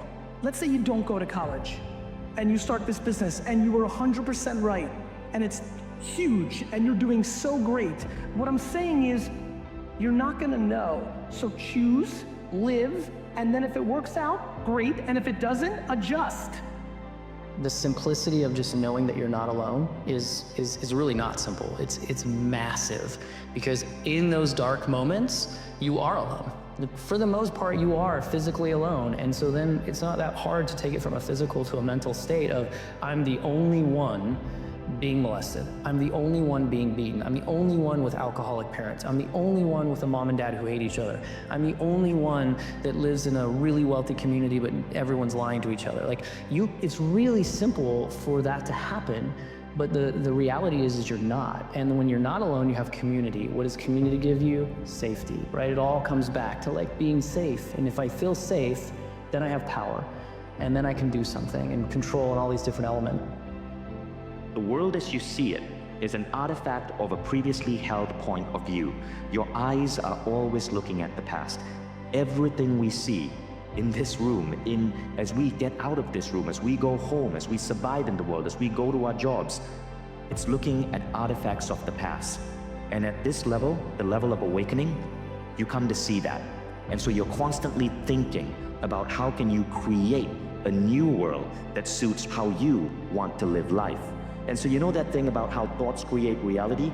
At this point, it's true. And it's not the mumbo-jumbo version of your mind creating reality. Not that that's not real. Here your thoughts are actually creating reality because you are questioning the cognitive play. You are questioning the rules and the assumptions and the cultures and the beliefs that we hold on to so tightly, thinking they're real. Many of these have hit their expiration date, but people still leave it in their fridge like sour milk. Now what you're doing is opening the refrigerator door, looking at what rules, what beliefs have hit that expiration date and discarding it. And then creating your own stuff to put in that refrigerator. Believe that life is working in infinitely intelligent ways for our greatest growth, our greatest prosperity, our greatest evolution, that at any moment it's a moment of perfection, right? That it is supposed to happen. And so in that we can live with acceptance, we can live with surrender. We may not actually see it in the moment how it's working for us.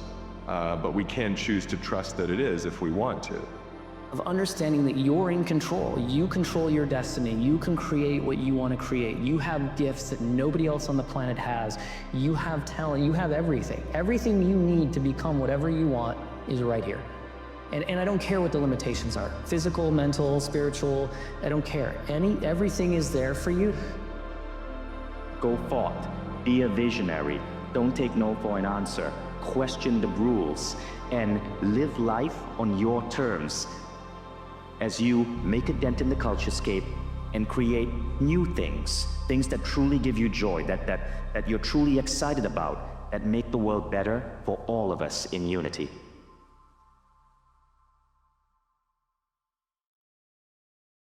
What's your why? Why do you wake up in the morning? Was that some of your best motivation might come wrapped in sandpaper. Some of your best inspiration comes with some pricks and some nails and some thorns around it. Some of your best inspiration came in an experience that you didn't ask for, you didn't want, and you never want to have again. Some of your best inspiration, some of the very thing that's fueled your soul to get you here, came in an experience that you dare not wish on your enemy. The reason why you don't give 120% is you ain't got a why for what you do. One thing I can't give you ambition. I can't make you want something, right? I can't want it for you. But once you want something, now you plug into something very real. You start putting all this stuff together and it's like, okay, essentially everything falls on my shoulders. If I want to be great, it's all down to me whether I execute on that or not. It's all down to my ability to say, this is the thing I want. This is the gap and skill set between who I am today and who I need to become. Rather than accept personal accountability for why things didn't work out, or maybe a relationship didn't work out, or a job, or whatever, we often point the finger. And you'll see this very common in today's society. I've even caught myself at sometimes. When things didn't happen, I'll maybe want to mentally, point the finger at someone else, or this is why this didn't happen. And I have to catch myself and reassign blame, because the minute you're deflecting, the minute you're redirecting in someone else's direction, all you've done is mask an insecurity in yourself, and you've taken a fear of the realization that the shortcomings lied with you, and try to cover it up. Like I told you, the fear is like a burning fire, a small fire, and the minute that you refuse to address it, all you're doing is you're putting wood on it, you're pouring gasoline. Thoughts become things is such a small part of the picture. It's actually a myth, because it's your feelings and your emotions are what manifests. The universe is delivering your experience through how you feel. It's not the Tesla on the vision board, the idea of moving towards that. I mean, that's fantastic, but it's the feeling that Tesla will give you. That feeling that drops down into your heart space. And with that comes the emotional responsibility to guide your energy. That you can rise above fear, you can embrace love, and you can remember your power. And this is why it's so important that we don't push to the side however we're feeling, and we lean into the wholeness of our experience. So when you blame somebody else or you make them responsible for how you're feeling, then you're actually disowning your power. You're handing over your energy to somebody else. Really have to set your mind to acquiring a certain set of skills with all the efficiency in the world, that you can acquire those skills, first of all, that anything is possible as long as you set your mind to it. And that the most, and this is probably the most important lesson that I learned, that what is working against you is your own mind. A good person will not take more from the table of life than they think they're worth or they think they deserve. And so you have this governor on your identity. So what happens is it's like a thermostat. Our lives get going, start doing really well. If we're a 75 degreer and our life gets to 85 and 90 degrees, unconsciously we go, we don't know we're doing it. We start to cool life back down to get it back to where we're comfortable. The reverse is also true. When things start to go really bad and you're broke and you're struggling, you find a way to heat your life back up to what you think you're worth and you deserve. So the way we alter our life is, sure, we got to alter our behavior and our relationships and our circumstances, but the only way it's permanent is that we alter that governor, that thermostat, and we start to believe we're worth 85 degrees of life, 95 degrees of life, 110 degrees of life. And there's ways we can alter that. Say, are you willing to just jump?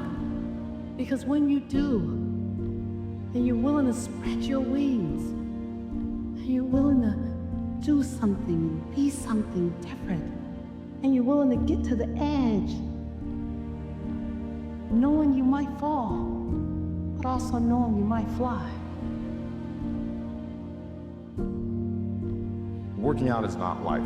To me, it's not about the body, it's completely about the mind. When you're starting your day at 4:30 in the morning, whatever, do that, the rest of your day, no matter what happens, is a breeze. You've tackled the hardest part of your day. No matter what goes on, sometimes it's just showing up and being able to push yourself a little bit more than yesterday. It's called finding your heart. You know, when you find your heart every day, man, life is a lot better. You know, because what happens is you're either the CEO of your life or you're gonna be someone else. You're gonna be life's employee. And you access presence by bringing awareness to the present moment. It's that power of now. That's your most pivotal point of power. That's your direct access to the universe at all times. And the more present you can be, the more you can release any of the resistance that is holding you back energetically from allowing your desires to flow into your reality. Is that you put yourself in circumstances that are demanding of you past what you think your capacity is, and when you succeed at them, you build a new water line. You do. You throw yourself out there past where you're comfortable, and you do an 85 degrees behavior, and you knock it out of the park. Your brain starts to believe it repetitiously. When you start doing that, you build a new line. Now you're 85 degrees. That's number one. Second way, though, is association. If you're around people, whatever that endeavor is, if it's a sport you're in, or if it's a business, or your faith, or your peace, if you begin to associate with people who live in that space at a higher temperature than you, through association, you get heated up. Take the setbacks and turn them into valuable information. When you think within the growth mindset framework of developing your abilities over time, in the framework of who you are, all of us had unique things to contribute if we stick to what we're doing. Every day, if you wake up, you don't take control of your day, and you don't dominate the day as best you can start to finish, life is gonna own you. You know, if you're waking up with a negative attitude, you have to be able to step back and self-assess, why am I in a bad mood? And you have to work from that minute forward to build that tool in your belt, if you will, to be able to assess it, address it, apply it, if you will, and then move forward. If you can do that, I'd say life gets exponentially easier and easier and easier every day. Before you know it, you're working with greater efficiency, more confidence, more determination, and you set yourself on a path to truly self-generate success. But more importantly, you're happy. Groundwork of beginning to build self-confidence is to begin to keep the promises you make to you. And that's why it's important to begin to even make small promises. You're going to get up at a certain time in the morning. Not only do it, but then give yourself credit. Say, I did what I said I was going to do. If you're constantly being influenced and moved by what other people think about you, it means there's a deficiency in what you think about you. The number one addiction in the world today is the addiction to other people's approval. And that's because we don't approve of ourselves. You don't have to allow yourself to be a victim, even if you've been victimized, right? Like, you can transcend that and you can look back and go, what could I have done differently? Oh my gosh, I could have done all these things. Awesome, I'm now in control again, right? Because being victimized is inevitable, but being a victim, that's a choice, right? It's like pain is inevitable, suffering's a choice. Remember that you have this incredible power of presence within you. Then you empower yourself to create anything it is in your life that you desire.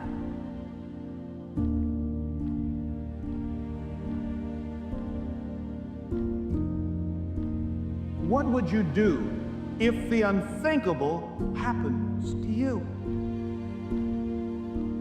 What would you do if you had an accident, or you lost your job, or you were laid off, or you became ill? How would you provide for yourself?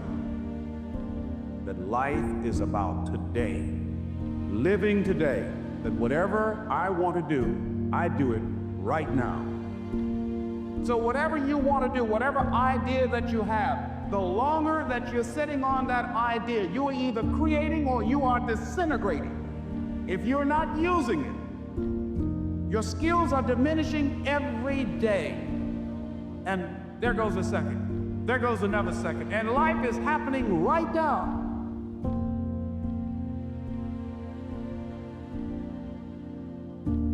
Well, maybe you're leaving out the meaning of life. That's what it looks like to me. It's like, here you are, suffering away. What makes it worthwhile? Right? It's almost impossible to describe how bad an idea that is. Responsibility. That's what gives life meaning. It's like, lift a load. Then you can tolerate yourself, right? Because look at, you're useless, easily hurt, easily killed. Why should you have any self-respect? That's the story of the fall. Pick something up and carry it. Make it heavy enough so that you can think, yeah, well, useless as I am, at least I could move that from there to there. I made this person by diving into the insecurities that life gave me. Because now they're yours. They're yours to own. If you're not smart, call yourself dumb. It's okay, because you are. But take that now as you're putting yourself down. If you're fat, call yourself fat. I used to be 300 pounds. We want to talk so soft to ourselves. We're looking for that recovery day. And that recovery day is everything in your life. Everything in your life is a recovery day. We're looking for it. It's not coming. It's not coming. Everybody wants to get to a place. Very few are willing to sacrifice to get there. Everybody wants something, and very few people are executing to go there. The amount of people whose actions map to the ambition coming out of their mouth is very low. There is no shortcuts, there is no secret, there's no system or model. Self-care is saying, I want to be responsible for my future, meaning I want to give my body, give my mind, give myself what I need so that I'm playing the long game. That recognizing, self-care is recognizing this is not a sprint. This life is a marathon. See, a lot of people allow fear to stop them from living their dream. Answer your calling, whatever you're called to do. Don't count yourself out. Don't say, I can't do that. Many of us go through life saying no, and you don't even know what you're saying no to. You don't know what you cannot do if you're not willing to challenge yourself.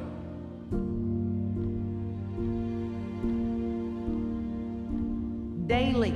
So trust, self-love is the soil in which you plant future contribution seeds in. And then daily grind is the light and the water required to be of some use and some possibility for those of us witnessing your light? Don't mistake complacency with self-love.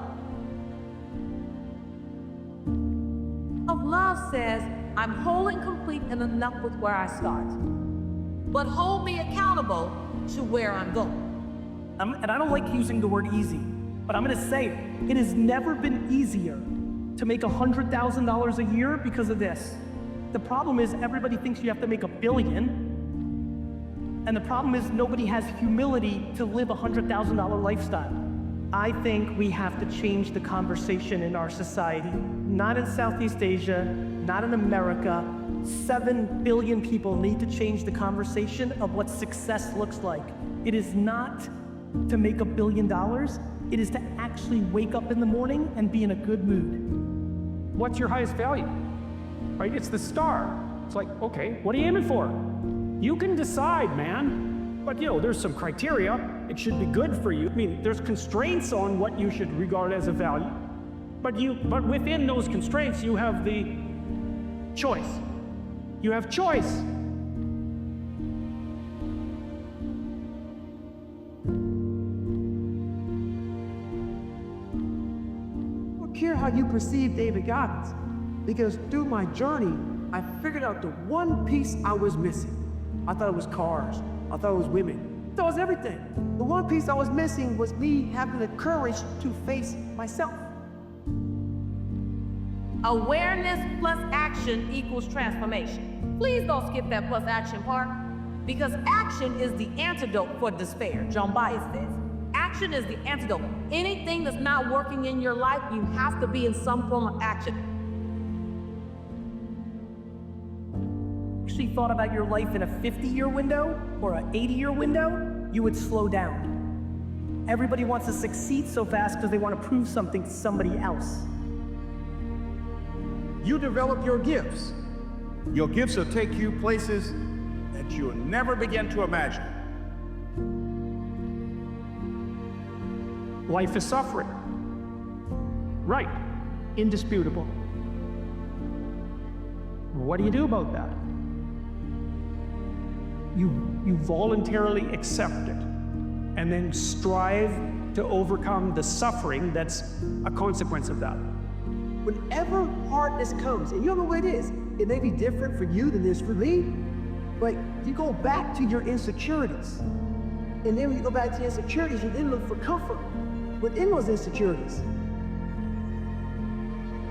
Man, let me just tell you, if my life just belonged to me and I knew it to be so, I wouldn't have done half the things I've done. With all the discomfort it brought me, all the Pyrrhic victories, all the time lost, I have had to surrender the chill time, the bubble bath time, the time that I surrender so that my life could be of contribution. Man, your life doesn't belong to you. Your life belongs to those people who are going to cross your path. The major key to your taking charge of your destiny is you. It's you. And even though you might not have all the things going for you that you would like, you have the power within you as you begin to develop your consciousness, as you hold the vision of what it is that you want to do, as you decide to answer this small voice within you. Because as you respond to this voice that's telling you you ought to do this, the way will come, ideas will come to you. You will begin to attract things you need and things that you don't even know that you need right now. We look for our wife or our husband. We look for comfort. It's in those moments you must retrain your mind to think differently in health. You have one job in your life for you, to make what you think about life truth. You want to be right about the life you see. So you're going to work hard to produce the life that you talk about in your mind.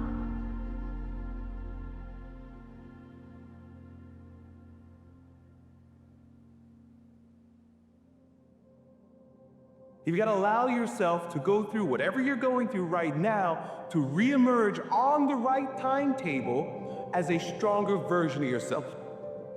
Plant trees under whose shade you do not plan to sit. All right? Plant trees under whose shade you do not plan to sit. Selfless service. giving without expecting, using everything you have, doing something for nothing, just being able to give. A real man doesn't need another man to tell him how to be a man. That's the furthest thing from the truth. There's no other way to learn how to be a man except through other men who have gone before. Because there's a difference between masculinity and manliness. Masculinity is raw. It's just the raw, masculine testosterone and other hormones coursing through our veins that determine that level of masculinity. Manliness, however, is taking it, refining it, and producing effective outcomes. Trying to get insight and see life as a puzzle, and your goal in life is to seek the adventures that piece the puzzle together. When you're coming out of these down spots, these dark spots, these slumps, you've got to allow the process to happen. Watch it unfold. You have to be prepared to take any and every opportunity that's presented to you. All right, nothing's just gonna happen. You know, everybody say it's all on you. It is all on you. There's other people that can educate you and help you, but you take these different experiences that you learn that stick with you. I mean, you may not remember a whole lot when you were 4 years old, but there's certain memories, there's certain things. You can use them to either harness you to greatness, or you can use them to kind of just keep you where you're at. So the Bhagavad Gita says that attachment and aversion are two sides of the same coin. So actually the ideal is the central balance, where you're able to talk to your parents, you're able to give them love, you're able to be grateful, but then again, you're still realizing that there's more impact you can have in the world than just making your parents happy. Steve Jobs said he didn't want to be the richest man in the graveyard. You know, do you want to be the richest man in the graveyard? I want to be the happiest man on the way to the graveyard. There's always a next level. Your definition of greatness and what you want to achieve could be totally different than somebody else's. You know, we always say, no one wants to be first, okay, because they're afraid of the consequences that come with doing something first. Because what it means to be a man, first of all, is somebody who takes accountability and responsibility for himself, and those he has an obligation for. If you don't start at a place where you have self-awareness, self-actualization, you have figured out what works for you, what your strengths are, how you want to be in an environment, when you walk out there, most of us just pretend to be someone else. So you're not the same version of yourself. You can't expect yourself to be who you were during the last cycle. It won't happen. You have new experiences, you're older, your physiology changes, but the ego, like you referred to, wants to attach to what was. You had a great year last year, but let it go, because it's no longer, you're not that. So grinding and working hard and hustling is not what you optimize for. It's pain. Why would you optimize for pain? They want to see what real people do when real crap happens. When you're threatened, when you're at risk. How good could you be? And sometimes I think people, I more than think, I feel it, that they want to be touched by it. They want to be touched by it, that maybe it'll be absorbed by them. Maybe some of it'll go into their veins, that they could be better, that they could watch these noble warriors, and when they do it right, that's what they are. They could watch them and say, maybe I could be better. Maybe my choices could be better, stronger. Maybe I can make better decisions the next time instead of making a weak decision and screwing somebody. I love to say people with excuses are afraid to work hard. I love to say that. An excuse gives you a reason to stop working hard. And what we know about anyone ever worth writing an article about is that they worked until they dropped to the point of alienating people around them. And if you are a user of excuses, you'll never work that hard. Your habits are the way that you embody an identity, right? So like each time you make your bed, you embody the identity of someone who's clean and organized. Each time you go to the gym, you embody the identity of someone who's fit. Each time you sit down to write, you embody the identity of a writer. So you can sort of think of it as like each behavior casts a vote for the type of person that you want to become. Your goal in business and in life on the important things is to make 3 mistakes per million transactions. And the only way you do that is by being a perfectionist in terms of double checking. The truth is very concise. The words are very few. But people don't want to hear the truth, because the truth hurts. Okay? But you grow from pain. You really do. You can't know how to deal with success. You can't know how to deal with failures. You can't know how to deal with the bumps in the road that if you haven't had a taste of everything.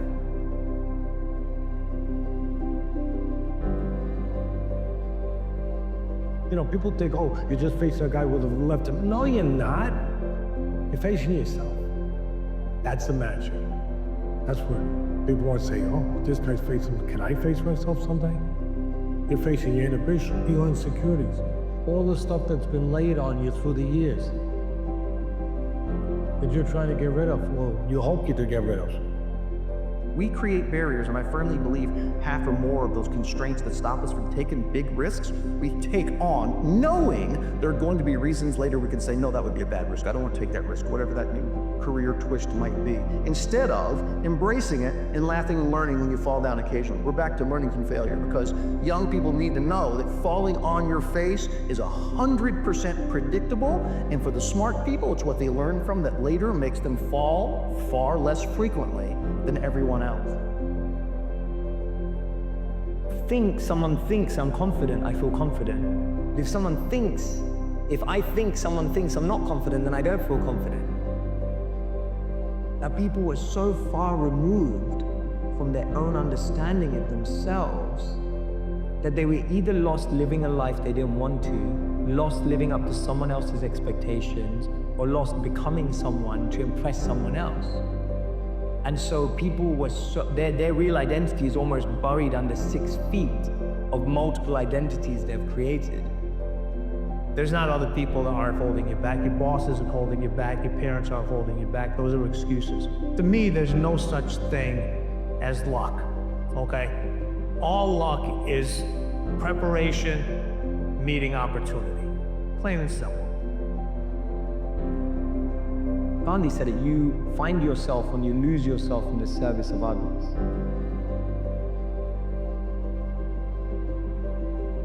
So if you're watching this and you feel lost, it's better to just sit down and be like, I'm lost. Because the day you admit you're lost is the day you allow yourself to be found by people who can give you a tip.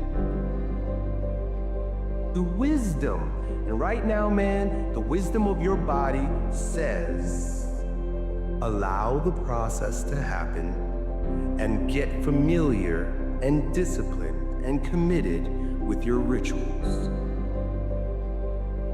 I tell all the people that I love, you gotta want the best out of your life for you, because we only have a mode on this earth.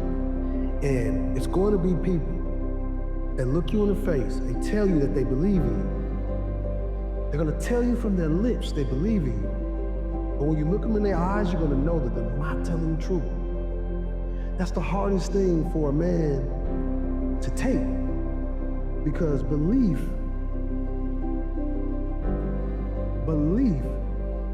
is what excels and pushes people through the stratosphere.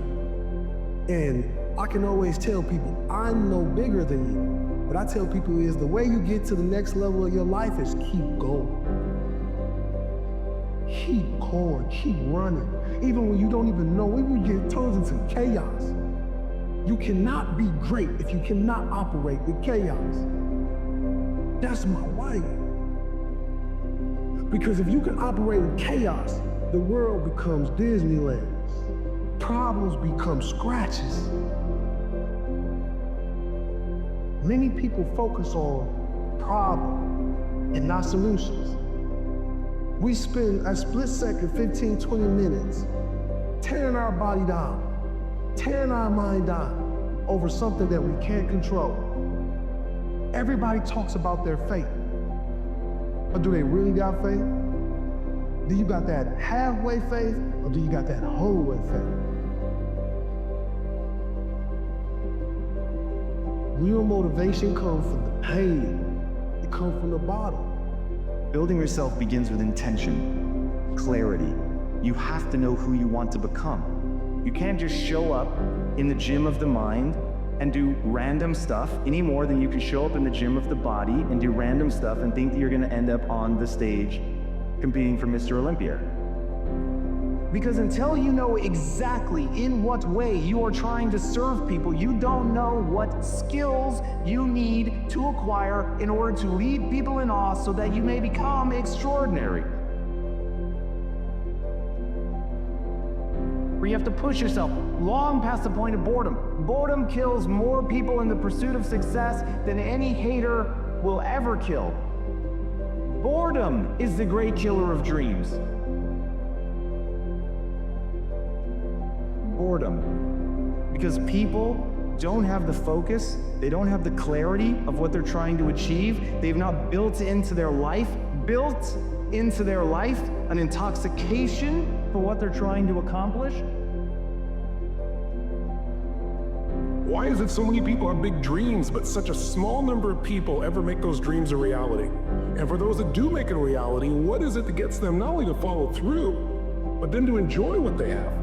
I don't know if you've ever had the experience of achieving something that you've always wanted, and then afterwards thinking to yourself, is this all there is?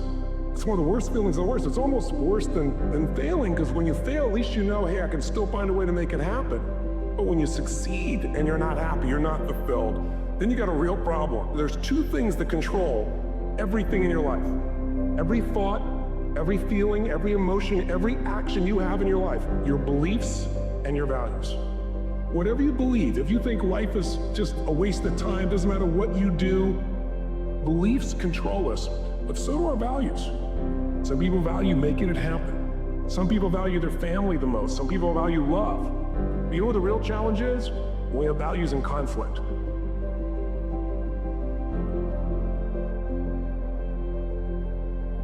When we have conflicts between what we want and what we think we can have, or you have a goal of what you really want to make happen, but then you have this other belief inside that says, this damn stuff never does work. But then there's a time in which people begin to question. They begin to look at their life and they begin to say, is this really what I want? Have you found yourself with that at any time? And then they do one of two things. They either recommit and they go for another 7 years and they take it to another level, or they make a strategic decision that shifts the direction of their life. Either way, your decisions control your destiny. And if you don't choose, that's a choice as well. Some people just kind of stay in the middle in that lukewarm place, not sure what they really want. Maybe the question to ask is, where I want my life to be today? And where am I really going?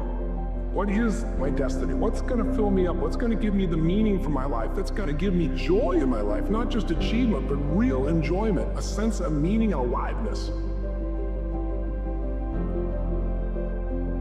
Every human being on this earth has their own journey.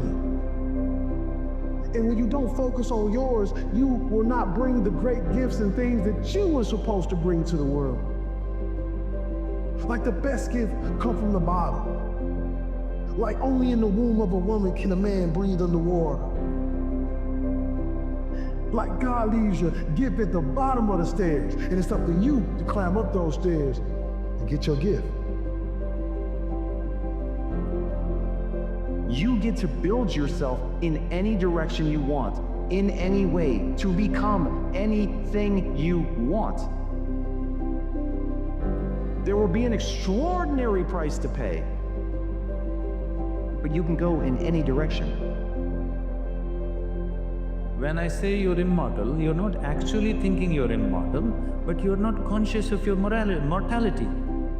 If you're not conscious of your mortality, somewhere you think you're immortal, isn't it? How many moments in a day are you conscious that you're mortal?